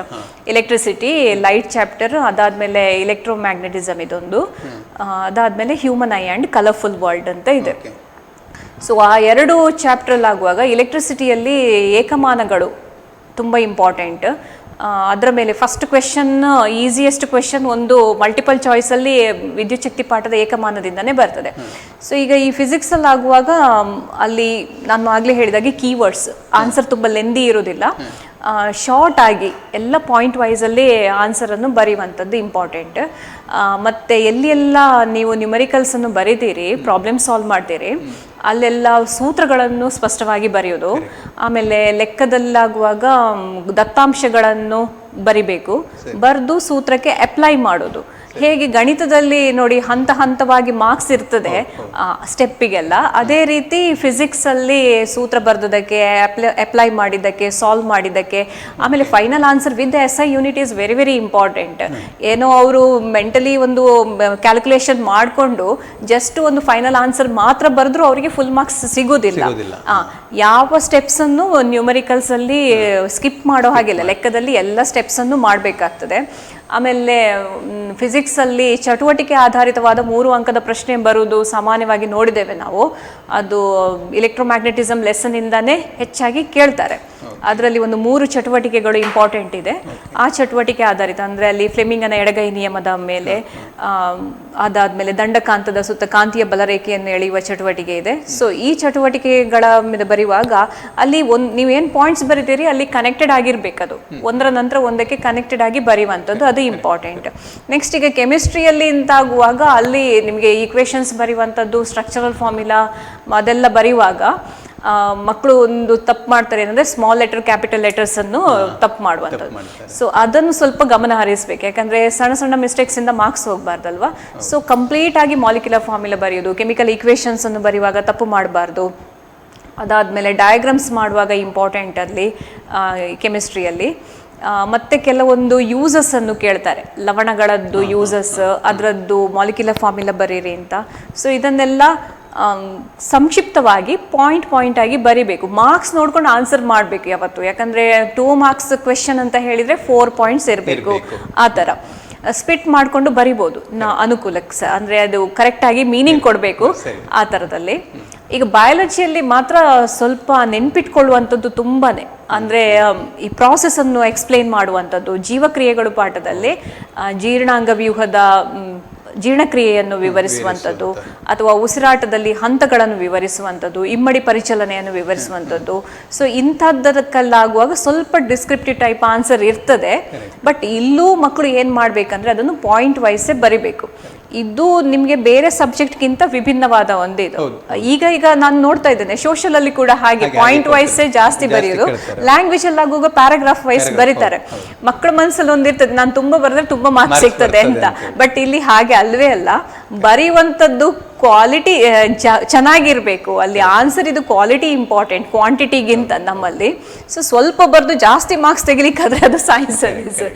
ಹಾಗಾಗಿ ಎಲ್ಲ ಸ್ವಲ್ಪ ಟಿಪ್ಸ್ ಅನ್ನು ಅವರು ಯೂಸ್ ಮಾಡ್ಕೊಳ್ಬೇಕು. S, okay. ವಿವರಣಾತ್ಮಕವಾಗಿ ಜೀವಶಾಸ್ತ್ರದಲ್ಲಿ ಕೇಳ್ತಾರೆ ಅಂತ ಹೇಳಿದ್ರಿ ಬಯಾಲಜಿಯಲ್ಲಿ. ಅದೇ ರೀತಿಯಲ್ಲಿ ಕೆಮಿಸ್ಟ್ರಿ ಮತ್ತೆ ಫಿಸಿಕ್ಸ್ ಅಲ್ಲಿ ಅಂತ ಪ್ರಶ್ನೆಗಳು ಬರ್ತದೆ, ವಿವರಣಾತ್ಮಕವಾದಂಥ ಉತ್ತರವನ್ನು ಬಯಸುವಂಥ ಪ್ರಶ್ನೆಗಳು ಬರ್ತದಾ? ಎಷ್ಟು ವಿವರಣಾತ್ಮಕ ಇದ್ರು ಸರ್, ಈಗ ನೋಡಿ 3 ಮಾರ್ಕ್ 4 ಮಾರ್ಕ್ 5 ಮಾರ್ಕಲ್ಲಿ ನಾವು ಲೆಂದಿ ಆನ್ಸರ್ಸ್ ಅಂತ ಹೇಳ್ತೇವೆ. ಬಟ್ ನಾವು ಕ್ವೆಶನ್ ಪೇಪರ್ ಅನ್ನು ಗಮನಿಸಿದ್ರೆ 3 ಮಾರ್ಕ್ಸಿಗೆ ಒಂದೇ ಕ್ವೆಶನ್ ಬರುವ ಸಾಧ್ಯತೆ ಇರ್ತದೆ. ಆದರೆ 4-5 ಮಾರ್ಕ್ಸ್ ಇದು ಕ್ವೆಶನ್ ಏನಿದೆ ಸ್ಪ್ಲಿಟ್ ಮಾಡಿಯೇ ಮಾಡ್ತಾರೆ ಸರ್. ಈಗ 5 ಮಾರ್ಕ್ಸ್ ಇದು, ಈಗ ಎಕ್ಸ್ಪೆಕ್ಟೆಡ್ ಕ್ವೆಶನ್ ನಂಬರ್ 38 5 ಮಾರ್ಕ್ಸಿಗೆ ಅದು ಸಂತಾನೋತ್ಪತ್ತಿ ಪಾಠದಿಂದನೇ 100% ಅದೇ ಪಾಠ. ಎಸ್, ಆ ಪಾಠಕ್ಕೆ ಇರುವುದೇ 7 ಮಾರ್ಕ್ಸ್. ಆ 7 ಮಾರ್ಕ್ಸ್ ಅಲ್ಲಿ ಒಂದು 5 ಮಾರ್ಕ್ಸ್ ಕ್ವೆಶನ್ ಕಂಪಲ್ಸರಿ, ಆಮೇಲೆ 1 ಮಾರ್ಕ್ ಇದು 2 ಕ್ವೆಶನ್. ಸೊ ನಾವೇನ್ ಮಾಡ್ಬೋದು, ಮಲ್ಟಿಪಲ್ ಚಾಯ್ಸ್ ಅಲ್ಲಿ ಒಂದು ಕ್ವೆಶನ್, ಆಮೇಲೆ 1 ಮಾರ್ಕ್ ಇದು ಒಂದು ಕ್ವೆಶನ್ ಆ ಪಾಠದಿಂದ ಎಕ್ಸ್ಪೆಕ್ಟ್ ಮಾಡೋದು. ಸೊ ಇಲ್ಲಿ ಏನಾಗ್ತದಂದ್ರೆ ಈ 5 ಮಾರ್ಕ್ಸ್ ಕ್ವೆಶನ್ ಅಲ್ಲಿ ABC 3 ಪ್ರಶ್ನೆಗಳನ್ನು ಕೊಡ್ಬೋದು, ಅಥವಾ AB ಇಂತ 2 ಪ್ರಶ್ನೆಯನ್ನು ಕೊಡ್ಬೋದು. ಇನ್ನೂ ಮಕ್ಕಳಿಗೆ ಇಲ್ಲಿ ಒಂದು ಅಡ್ವಾಂಟೇಜ್ ಇದೆ, ಏನು ಅಂತ ಹೇಳಿದ್ರೆ ಈ 5 ಮಾರ್ಕ್ಸ್ ಕ್ವೆಶನ್ಗೆ 100% ಚಾಯ್ಸ್ ಇದೆ ಸರ್. ಆಯ್ತಾ? ಸೊ ಹಾಗಾಗಿ ಇಡೀ ಆ ಕ್ವೆಶನ್ ಪೇಪರ್ ಅಲ್ಲಿ ಸಂತಾನೋತ್ಪತ್ತಿ ಪಾಠದಿಂದ 5 + 5 10 + 2 12 ಮಾರ್ಕ್ ಇದು ಕ್ವೆಶನ್ಗೆ ಇಡೀ ಪಾಠವನ್ನು ಅವರು ಓದಲೇಬೇಕು. ಸೊ ಯಾರು ಈ ಇಡೀ ಪಾಠ ಓದ್ತಾರೆ ಸಂತಾನೋತ್ಪತ್ತಿದು, ಅದು ಅವರಿಗೆ 100% ಆನ್ಸರ್ ಮಾಡ್ಲಿಕ್ಕೆ ಆಗ್ತದೆ. ಆಮೇಲೆ ಇದು ಈಸಿ ಇರ್ತದೆ. ಈ ಡಿಸ್ಕ್ರಿಪ್ಟಿವ್ ಟೈಪ್ ಆನ್ಸರ್ ಅಂದ್ರೆ ಲೆಂದಿ ಆನ್ಸರ್ ಏನು ಹೇಳಿದ್ದೇನೆ ಅದು ಆಲ್ಮೋಸ್ಟ್ ಈಸಿ ಇರ್ತದೆ. ಸ್ವಲ್ಪ ಕಷ್ಟ ಅಂತ ಆಗೋದೇ 1 ಮಾರ್ಕ್ ಕ್ವೆಶನ್ 2 ಮಾರ್ಕ್ ಕ್ವೆಶನ್. ಹೌದು, ಅಂದ್ರೆ ಸೈನ್ಸ್ ಅವರಿಗೆ ಪಾಠ ಪುಸ್ತಕವನ್ನು ಓದಲೇಬೇಕು. ಈಗ 1 ಮಾರ್ಕಿನ ಪ್ರಶ್ನೆಗೆ ಉತ್ತರಿಸಬೇಕಾದ್ರೆ ಬಹುಶಃ ಅವರು ಪಾಠ ಪುಸ್ತಕವನ್ನು ಓದಲೇಬೇಕು. ಖಂಡಿತ. ಮೊನ್ನೆದೊಂದು ಎಕ್ಸಾಂಪಲ್ ಕೊಡ್ತೇನೆ. ಉಸಿರಾಟ ಕ್ರಿಯೆಯಲ್ಲಿ ಅದರ ಬಗ್ಗೆ ಒಂದು ಕ್ವೆಶನ್ ಬಂದಿತ್ತು. ಅಲ್ಲಿ ಗಂಟಲಿನಲ್ಲಿರುವ ಮೃದ್ವಸ್ಥಿ ಸಿ ಉಂಗುರ ಅಂತ ಒಂದು ಆನ್ಸರ್. ಸತ್ಯ ಹೇಳ್ಬೇಕಂದ್ರೆ ಆನ್ಸರ್ ಹುಡುಕ್ಬೇಕಂದ್ರೆ ನಾನು ಒಂದ್ಸಲ ಟೆಕ್ಸ್ಟ್ ಬುಕ್ ನೋಡಿದೆ. ಯಾಕಂದ್ರೆ ನೋಡಿದೆ, ನಾವು ಎಷ್ಟೋ ಸಲ ಕ್ವೆಶನ್ ಪೇಪರ್ ಸಿಕ್ಕಿದ ತಕ್ಷಣ 38 ಕ್ವೆಶನಿಗೂ ಹಾಗೆ ನಮಗೆ ಆನ್ಸರ್ ಸಿಗೋದಿಲ್ಲ ಸರ್. ನಾವು ಪುಸ್ತಕದಲ್ಲಿ ಸರ್ಚ್ ಮಾಡ್ತೇವೆ. ಅಂದ್ರೆ ಇಷ್ಟು ವರ್ಷ ಸಿಲೆಬಸ್ ಅನ್ನು ಓದಿದ್ರು ನಾವೇ ಉತ್ತರ ಹುಡುಕ್ತೇವೆ ಅಂತ ಹೇಳಿದ್ರೆ ನೀವೇ ಆಲೋಚನೆ ಮಾಡಿ ಮಕ್ಕಳು ಅದನ್ನು ಎಷ್ಟು ಡೆಪ್ತ್ ಆಗಿ ಓದ್ಬೇಕು ಅಂತ. ಅದಕ್ಕೆ ನಾನು ಆಗ ಫಸ್ಟಿಗೆ ಹೇಳಿದ್ದು, ಸೈನ್ಸ್ ಓದುವಾಗ ಲೈನ್ ಬೈ ಲೈನ್ ಓದಿ ಮತ್ತೆ ಅಂಡರ್ಲೈನ್ ಮಾಡಿ ಅಂತ ಹೇಳ್ತಾರೆ. ಇಲ್ಲದೇ ಇದ್ರೆ ಅವರು ಪಠ್ಯಪುಸ್ತಕವನ್ನು ಓದದೇ ಇದ್ರೆ ಈ ಇಂಥ ಪ್ರಶ್ನೆಗಳಿಗೆ ಉತ್ತರಿಸಲಿಕ್ಕೆ ಕಷ್ಟ ಆಗ್ತದೆ. Mainly 1 marks question 2 marks question multiple choice ಅಲ್ಲಿ ಅವರಿಗೆ ತಪ್ಪಿ ಬೀಳ್ತಾರೆ. ಯಾಕಂದ್ರೆ ಅದು ಆ ಪದವೇ ಹೊಸದಾಗಿ ಕಾಣಿಸುವಂತ ಸಂಭವನೀಯತೆ ಇರ್ತದೆ. ಮೇಡಮ್, ಈ ಪ್ರಶ್ನೆ ಪತ್ರಿಕೆಯನ್ನ ನಾವು ನೋಡಿದಾಗ ಈಗ 2 ಪ್ರಶ್ನೆ ಪತ್ರಿಕೆ ಪರೀಕ್ಷೆಯದ್ದಿದೆ, 3 ಮಾಡೆಲ್ ಕ್ವೆಶನ್ ಪೇಪರ್ ಇದೆ. ಅಲ್ಲಿ ಮತ್ತೆ ಸುಲಭ ಮತ್ತು ಕ್ಲಿಷ್ಟತೆಯ ಮಟ್ಟವನ್ನ ಸ್ವಲ್ಪ ಹೇಳಲಿಕ್ಕಾಗ್ತದೆ ಸುಲಭವಾಗಿರುವಂಥದ್ದು. ಈಗ ಪ್ರಶ್ನೆ ಪತ್ರಿಕೆ ಮಾಡುವಾಗ ನೀವು ರಾಜ್ಯ ಮಟ್ಟದಲ್ಲಿ ಕೂಡ ಭಾಗವಹಿಸಿದ್ದೀರಿ. ಆ ಮಟ್ಟ ಎನ್ನುವಂಥದ್ದು ಹೇಗಿರ್ತದೆ? 30% ಈಸಿನೇ ಇರ್ತದೆ. ಹೌದು, ಡೈರೆಕ್ಟ್ ಕ್ವೆಶನ್ನೇ ಇರ್ತದೆ. ಆಮೇಲೆ ಒಂದು 30% ಸ್ವಲ್ಪ ಕಷ್ಟದ್ದು ಅಂತ, ಅಂದ್ರೆ ಆ 30% ಅಪ್ಲಿಕೇಶನ್ ಕ್ವೆಶನ್ ಸರ್. 40% ಮೀಡಿಯಂ ಇರ್ತದೆ. ಹೌದು, ಈ 30% ಈಸಿ ಕ್ವೆಶನ್ ಅಂತ ಹೇಳುವಂಥದ್ದು ನೇರವಾಗಿ ಅಂದ್ರೆ ಓಂನ ನಿಯಮವನ್ನು ನಿರೂಪಿಸಿ ನಿಯಮಗಳನ್ನು ಕೇಳ್ತಾರಲ್ವಾ, ಅದೆಲ್ಲವೂ ಅವರಿಗೆ ಸ್ಮರಣೆಗೆ ರಿಲೇಟೆಡ್ ಆಗಿ ಇರೋದು. ನೀವು ಆಗ ಒಂದು ಕ್ವೆಶನ್ ಕೇಳಿದ್ರೆ ಆಯ್ತು ನನಗೆ, ತುಂಬಾ ಚಾಲೆಂಜ್ಡ್ ಮಕ್ಕಳಿಗೆ ಯಾವ ತರ ಅಂತ. ಸೊ ಅಲ್ಲಿ ಆ ಚಾಲೆಂಜ್ಡ್ ಮಕ್ಕಳಿಗೆ ಈ 30% ಈಸಿ ಕ್ವೆಶನ್ ಏನಿದೆ ಅವ್ರು ಅದನ್ನು ಆನ್ಸರ್ ಮಾಡ್ಬೋದು. ಅಲ್ಲಿ ಅವರಿಗೆ ಬರೀಲಿಕ್ಕೆ ಕಡಿಮೆ ಇರ್ತದೆ, ಮತ್ತೆ ಮೆಮರೈಸ್ ಮಾಡ್ಕೊಳ್ಳೋದು. ಫಾರ್ ಎಕ್ಸಾಂಪಲ್, ಈಗ ರೋಧ ಅವಲಂಬಿಸಿರುವ ಅಂಶಗಳು ಯಾವುದೆಲ್ಲ, ಅಲ್ಲಿ 4 ಅಂಶಗಳಿದೆ. ದ್ವಿತೀಯ ಸಂಶ್ಲೇಷಣೆಯ ಹಂತಗಳು ಯಾವುದೆಲ್ಲ, ಅದೆಲ್ಲ ಇಂಪಾರ್ಟೆಂಟ್ ನೋಡಿ. ಅಂತ ಕ್ವೆಶನ್ಸ್, ನಿಯಮಗಳನ್ನು ಬರೆಯುವಂಥದ್ದು ಅಥವಾ ವ್ಯತ್ಯಾಸ ಬರೆಯುವುದು. ಸೊ ಇಂಥ ಪ್ರಶ್ನೆಗಳೆಲ್ಲ 30 ಮಾರ್ಕ್ಸ್ ಅಲ್ಲಿ ಬರ್ತದೆ. ಮಲ್ಟಿಪಲ್ ಚಾಯ್ಸ್ ಅಲ್ಲೂ 8 ಮಲ್ಟಿಪಲ್ ಚಾಯ್ಸ್ ಇದ್ರೆ 5 ಮಲ್ಟಿಪಲ್ ಚಾಯ್ಸ್ ಆಲ್ಮೋಸ್ಟ್ ಈಸಿ ಇರ್ತದೆ. ಅಂತೂ 4 ಈಸಿ ಇರ್ತದೆ ಸರ್. ಮತ್ತೆ 4ಕ್ಕೆ ಸ್ವಲ್ಪ ಆಲೋಚನೆ ಮಾಡಬೇಕು. ಸೊ ಈ ಅಪ್ಲಿಕೇಶನ್ ಕ್ವೆಶನ್ ಅನ್ನೋದು ಮಲ್ಟಿಪಲ್ ಚಾಯ್ಸ್ ಅಲ್ಲೂ ಕೇಳ್ಬೋದು. 1 ಮಾರ್ಕ್ ಅಲ್ಲೂ ಅಪ್ಲಿಕೇಶನ್ ಕ್ವೆಶನ್ ಇದೆ. 1 ಮಾರ್ಕ್ ಅಲ್ಲೂ ಕೂಡ ಕೇಳ್ತಾರೆ. ಅದನ್ನು ಗುರುತಿಸಿಕೊಳ್ಳಿಕ್ಕೆ ಆಗ್ತದ ಮಕ್ಕಳಿಗೆ? ಆಗ್ತದೆ ಸರ್. ಅಂದ್ರೆ ಹೇಗ್ ಗೊತ್ತಾ, ಅಪ್ಲಿಕೇಶನ್ 16 ಮಾರ್ಕ್ಸ್ ಇದ್ದು ಅಂತ ಇರುದು ಸರ್. ಅದರಲ್ಲಿ 12 marks plus 4 mark hot question ಅಂತ ನಾವು ಹೇಳ್ತೇವೆ. ಹಾಟ್ ಅಂತ ಹೇಳಿದ್ರೆ ಹೈಯರ್ ಆರ್ಡರ್ ಥಿಂಕಿಂಗ್ ಕ್ವೆಶನ್ ಅಂತ ಅರ್ಥ. ಸೊ ಈ ಹೈಯರ್ ಆರ್ಡರ್ ಥಿಂಕಿಂಗ್ ಕ್ವೆಶನ್ ಅಲ್ಲಿ ಮಕ್ಕಳು ಒಂದು ಚಿತ್ರವನ್ನು ನೋಡಿ ಆ ಚಿತ್ರವನ್ನು ಅರ್ಥೈಸಿಕೊಂಡು ಆ ಚಿತ್ರದ ಮೇಲೆ ಕೇಳಿರುವಂತ 1 ಅಥವಾ 2 ಪ್ರಶ್ನೆಯನ್ನು ಉತ್ತರಿಸುವುದು. ಮೊನ್ನೆ ಪ್ರಿಪರೇಟರಿ ಪರೀಕ್ಷೆಯಲ್ಲಿ ಫ್ಲೆಮಿಂಗನ ಎಡಗೈ ನಿಯಮವನ್ನು ಆಧರಿಸಿಕೊಂಡು ಒಂದು ಚಿತ್ರ ಕೊಟ್ಟಿದ್ರಾಯ್ತು. ಅದರಲ್ಲಿ ಜಸ್ಟ್ ಅವರು ಅಲ್ಲಿ ಉತ್ತರ ಧ್ರುವ ಯಾವುದು ಧ್ರುವವನ್ನು ಸೂಚಿಸ್ತದೆ ಅಂತ, ಒಂದೇ ನಾರ್ತ್ ಆರ್ ಸೌತ್ ಅಂತ ಬರೀಲಿಕ್ಕೆ ಅಷ್ಟೇ ಇರೋದು. ಎರಡನೇದು, ಇದು ಈ ಒಂದು ಪ್ರಶ್ನೆ ಯಾವ ನಿಯಮವನ್ನು ಆಧರಿಸಿಕೊಂಡು ಕೇಳಲಾಗಿದೆ ಅಂದ್ರೆ ಅವನು ಪ್ರಶ್ನೆಯನ್ನು ಅರ್ಥ ಮಾಡ್ಕೊಳ್ಬೇಕು, ಆ ಚಿತ್ರವನ್ನು ಅರ್ಥೈಸ್ಕೊಳ್ಬೇಕು. ಅದು ನಿಯಮದ ಹೆಸರು ಬರೆದ್ರೆ ಸರ್ ಅಲ್ಲಿ 2 ವರ್ಡ್ ಬರೀಲಿಕ್ಕೆ ಸರ್, ಅದಕ್ಕೆ 2 ಮಾರ್ಕ್ಸ್. 2 ವರ್ಡ್ ಬರೆದ್ರೆ 2 ಮಾರ್ಕ್ಸ್ ಸಿಗ್ತದೆ. ಆದ್ರೆ ಅದು ಬರೀಬೇಕಾದ್ರೆ ಅದು ನೀವು ಹೇಳಿದಾಗೆ ಹೈಯರ್ ಆರ್ಡರ್ ಥಿಂಕಿಂಗ್, ಅದಕ್ಕೆ ಲಾಜಿಕಲ್ ಥಿಂಕಿಂಗ್. ಸೊ ಹಾಗಾಗಿ ಸೈನ್ಸ್ ಅಲ್ಲಿ 80 ಮಾರ್ಕ್ಸ್ ತಕೊಂಡ್ರು ಅಂತ ಹೇಳಿದ್ರೆ ಅವ್ರು ನಿಜವಾಗ್ಲೂ ಗ್ರೇಟ್ ಸರ್. ಅಂದ್ರೆ ಇಂಥ ಪ್ರಶ್ನೆಗಳನ್ನು ಅವ್ರು ಅರ್ಥೈಸಿಕೊಂಡು ಬರೀತಾರೆ ಅಂತ. ಅವುಗಳನ್ನು ಅರ್ಥೈಸ್ಕೊಳ್ಬೇಕಾದ್ರೆ ನೀವೇನಾದ್ರೂ ಟಿಪ್ಸ್ ಕೊಡ್ಬೋದಾ? ಈಗ ಅಂತ ಪ್ರಶ್ನೆಗಳು, ಈಗ ಉದಾಹರಣೆಗೆ ತುಂಬಾ ಮಕ್ಕಳಿಗೆ ಏನಾಗ್ತದೆ ಕೇಳಿದ್ರೆ 1-2 ಮಾರ್ಕ್ನಲ್ಲಿ ಅವರು ಔಟ್ ಮಾರ್ಕ್ ಅನ್ನು ಕಳ್ಕೊಳ್ಳೋದು ಇಂಥದ್ರಲ್ಲಿ ಅವರು. ಒಂದು ನೀವು ಆವಾಗ ಕೊಟ್ಟಂತ ಟಿಪ್ಸ್, ಒಂದು ಚಿತ್ರವನ್ನ ಸರಿಯಾಗಿ ಗಮನಿಸ್ಕೊಳ್ಬೇಕು ಅಂತ ಹೇಳ್ಕೊಂಡು. ಅದೇ ಈಗ ಒಂದನೇ ವಿಷಯ ನಾನು ಹೇಳ್ತೇನೆ, ಚಿತ್ರಗಳ 12 ಮಾರ್ಕಿಗೆ ಕೊಡುವ ಚಿತ್ರಗಳದೊಂದು ಲಿಸ್ಟ್ ಇದೆ ಸರ್, ಆಯ್ತಾ? ಆ ಚಿತ್ರಗಳ ಮೇಲೆ ಈ ಹೈಯರ್ ಆರ್ಡರ್ ಥಿಂಕಿಂಗ್ ಕ್ವೆಶನ್ ಬರುವುದಿಲ್ಲ. ಉದಾಹರಣೆಗೆ ಈಗ ನಮ್ಮ ಇದರಲ್ಲಿ ನಿಯಂತ್ರಣ ಮತ್ತು ಸಹಭಾಗಿತ್ವ ಪಾಠದಲ್ಲಿ ಅಲ್ಲಿ ಪರಾವರ್ತಿತ ಚಾಪಕ್ಕೆ ರಿಲೇಟೆಡ್ ಒಂದು ಚಿತ್ರ ಇದೆ. ಮಿದುಳು ಬಳ್ಳಿಯಿಂದ ಯಾವ ರೀತಿ ಇದು ಆವೇಗಗಳು ಹೋಗ್ತವೆ, ಡೈರೆಕ್ಷನ್. ಸೊ ಅಂತ ಚಿತ್ರಗಳನ್ನೆಲ್ಲ ಮಕ್ಕಳು ನೋಡ್ಬೇಕು, ಅದನ್ನ ನೆನ್ಪಿಟ್ಕೊಳ್ಬೇಕು. ಆಮೇಲೆ ಈ ಅಲೈಂಗಿಕ ರೀತಿ ಸಂತಾನೋತ್ಪತ್ತಿಯಲ್ಲಿ ಉದಾಹರಣೆಗೆ ಕೆಲವೊಂದು ಚಿತ್ರಗಳನ್ನು ಕೊಟ್ಟಿದ್ದಾರೆ. ಲೆಶ್ಮೇನಿಯದು ಚಿತ್ರ ಇದೆ, ಅಮೀಬಾದು ಚಿತ್ರ ಇದೆ, ಆಮೇಲೆ ಶಿಲೀಂಧ್ರದ್ದು ಚಿತ್ರ, ಅದೆಲ್ಲ ಇದೆ ಸರ್. ಸೊ ಆ ಚಿತ್ರಗಳನ್ನು ಅಂದ್ರೆ ಅಲ್ಲಿ ಎಕ್ಸಾಂಪಲ್ ಆಗಿ ಆ ಆನಿಮಲ್ ಇದು ಹೆಸರು, ಜೀವಿಯ ಹೆಸರು ಮತ್ತೆ ಆ ಚಿತ್ರವನ್ನು ಕೊಟ್ಟಿದ್ದಾರೆ. ಆ ಚಿತ್ರವನ್ನು ಕೊಟ್ಟುಕೊಂಡು ಮೊನ್ನೆ ಈಗ ಪ್ಲನೇರಿಯದ್ದು ಒಂದು ಚಿತ್ರ ಕೊಟ್ಟು ಕ್ವೆಶನ್ ಕೊಟ್ರು. ಸೊ ಟೆಕ್ಸ್ಟ್ ಬುಕ್ ಅಲ್ಲಿ ಇರುವಂತ ಈ 12 ಮಾರ್ಕಿನ ಚಿತ್ರ ಅಲ್ಲದೆ ಉಳಿದ ಚಿತ್ರಗಳು ಏನಿವೆ, ಚಟುವಟಿಕೆಯಲ್ಲಿ ಬರುವ ಚಿತ್ರ, ಇತರ ಚಿತ್ರಗಳು, ಅವನ್ನೆಲ್ಲವನ್ನು ಮಕ್ಕಳು ನೋಡಿ ನೆನ್ಪಿಟ್ಕೊಳ್ಬೇಕು. ಆ ಚಿತ್ರವನ್ನು ನೋಡಿದ ತಕ್ಷಣ ಇದು ಯಾವ ಪಾಠದ್ದು, ಯಾವ ವಿಷಯಕ್ಕೆ ಸಂಬಂಧಿಸಿದಂತೆ ಈ ಚಿತ್ರವನ್ನು ಕೊಟ್ಟಿರ್ತಾರೆ, ಅದನ್ನು ನೋಡ್ಕೊಂಡ್ರೆ ಅವರಿಗೆ ಈಸಿಯಾಗಿ ಆನ್ಸರ್ ಮಾಡ್ಲಿಕ್ಕೆ ಆಗ್ತದೆ. ಹಾಗಾದ್ರೆ ನೀವು ಹೇಳುವ ಪ್ರಕಾರವಾಗಿ ಚಿತ್ರ ಅವರಿಗೆ ಪರೀಕ್ಷೆಗೆ ಕೇಳುವ ಚಿತ್ರಗಳಲ್ಲದೆ ಪುಸ್ತಕದಲ್ಲಿರುವ ಎಲ್ಲಾ ಚಿತ್ರಗಳನ್ನು ಅವರು ಅಬ್ಸರ್ವ್ ಮಾಡಲೇಬೇಕು. ಮತ್ತೆ ಹೇಗೆ ಅವರು ಉಳಿದ ವಿಷಯಗಳನ್ನು ಓದಿ ನೆನ್ಪಿಟ್ಕೊಳ್ತಾರೆ, ಅದಕ್ಕೆ ರಿಲೇಟೆಡ್ ಚಿತ್ರಗಳನ್ನು ನೋಡ್ಬೇಕು. ಅವುಗಳನ್ನು ನೋಡದೇ ಇದ್ರೆ ಅವರಿಗೆ ಅಲ್ಲಿ ನೋಡಿ ಟೆಕ್ಸ್ಟ್ ಬುಕ್ ಅಲ್ಲಿ ಆರೆಂಜ್ ಕಲರ್ ಅಲ್ಲಿ ಅನ್ಸ್ತದೆ, ಅವರು ನಿಮ್ಗೆ ತಿಳಿದಿರ್ಲಿ ಅಂತ ಒಂದು ಟಾಪಿಕ್ಸ್ ಕೊಟ್ಟಿರ್ತಾರೆ. ಅದನ್ನೊಂದು ಬಿಟ್ಟು ಸರ್ ಮತ್ತೆ ಟೆಕ್ಸ್ಟ್ ಬುಕ್ಕಿನ ಯಾವ ಭಾಗದಿಂದನೂ ಪ್ರಶ್ನೆಗಳನ್ನು ಕೊಡ್ಬೋದು. ಪ್ರತಿ ಪಾಠದಿಂದನೂ ಚಟುವಟಿಕೆಗಳಿರ್ತದೆ, ಆ ಚಟುವಟಿಕೆ ಆಧರಿಸಿಕೊಂಡು ಅಪ್ಲಿಕೇಶನ್ ಕ್ವೆಶನ್ ಅನ್ನು ಕೇಳಬಹುದು. ಅಂದ್ರೆ ನಿಮಗಿದ್ದು ತಿಳಿದಿರಲಿ ಆ ಭಾಗದ ಮೇಲೆ ಪ್ರಶ್ನೆಯನ್ನ ಕೇಳೋದಿಲ್ಲ, ಅದು ಅವರಿಗೆ ಎಕ್ಸ್ಟ್ರಾ ನಾಲೆಜ್ ಸಪ್ಲಿಮೆಂಟರಿ ಆಗಿ ಅವರಿಗೆ ಕೊಟ್ಟಿರುವಂತದ್ದು, ಅದರಲ್ಲಿ ಪ್ರಶ್ನೆಯನ್ನ ಕೇಳೋದಿಲ್ಲ. ಹೌದು.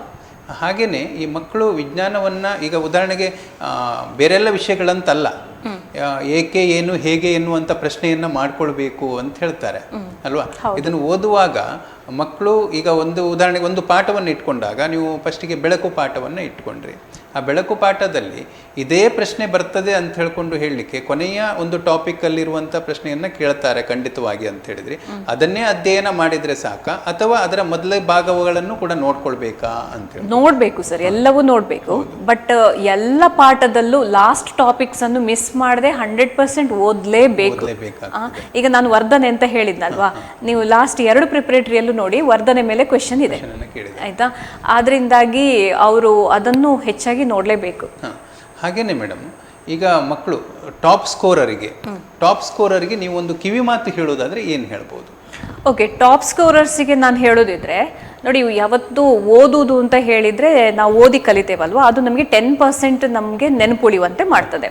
ಅದಾದಮೇಲೆ ನಾವು ಬರೆದು ಕಲ್ತ್ರೆ ಒಂದು 40% ನೆನಪುಳಿಯುವಾಗೆ ಮಾಡ್ತದೆ. ಇನ್ನು ಕೆಲವೊಂದು ಪ್ರಾಸೆಸನ್ನೆಲ್ಲ ನಾವು ನೋಡಿ ಕಲ್ತ್ರೆ ಅದು ನಮಗೆ ಮೆಮೊರಿ ಆಗೋದು 60%. ಮತ್ತು ಯಾವತ್ತು ಬೈ ಹಾರ್ಟ್ ಮಾಡಲಿಕ್ಕೆ ಹೋಗಬೇಡಿ, ಅರ್ಥ ಮಾಡ್ಕೊಳ್ಳೋದು ತುಂಬಾ ಇಂಪಾರ್ಟೆಂಟ್. ಸೊ ಈ ಅರ್ಥ ಮಾಡಿಕೊಂಡು ನೆನಪಲ್ಲಿ ಇಟ್ಕೊಳ್ಳಿಕ್ಕೆ ಬೆಸ್ಟ್ ಮೆಥಡ್ ಏನು ಅಂತ ಹೇಳಿದರೆ, ನೀವು ಒಂದು ಸಲ ಓದಿ ಕಲಿತು ಆದ ನಂತರ ಅದನ್ನು ಇನ್ನೊಬ್ಬರಿಗೆ ಟೀಚ್ ಮಾಡಿ, ಎಕ್ಸ್ಪ್ಲೈನ್ ಮಾಡಿ. ಅದು ಯಾರು ಅಲ್ಲದಿದ್ರೂ ನಿಮ್ಮ ಮನೆಯಲ್ಲಿ ನೀವು ಓದ್ತಿದ್ರೆ ನಿಮ್ಮ ಅಕ್ಕ ಅಣ್ಣನಿಗೆ ಅಮ್ಮನಿಗೆ ಕೂರಿಸ್ಕೊಂಡು ಇದೇನು ಪ್ರೊಸೀಜರ್ ಅಂತ ನಾನು ಎಕ್ಸ್ಪ್ಲೈನ್ ಮಾಡ್ತೇನೆ ಅವರಿಗೆ ಎಕ್ಸ್ಪ್ಲೈನ್ ಮಾಡಿ, ಅಥವಾ ನಿಮ್ಮ ಟೀಚರಿಗೆ ಎಕ್ಸ್ಪ್ಲೈನ್ ಮಾಡಿ, ಸೊ ದ್ಯಾಟ್ ಅವರು ನಿಮ್ಮನ್ನು ರೆಕ್ಟಿಫೈ ಮಾಡ್ತಾರೆ.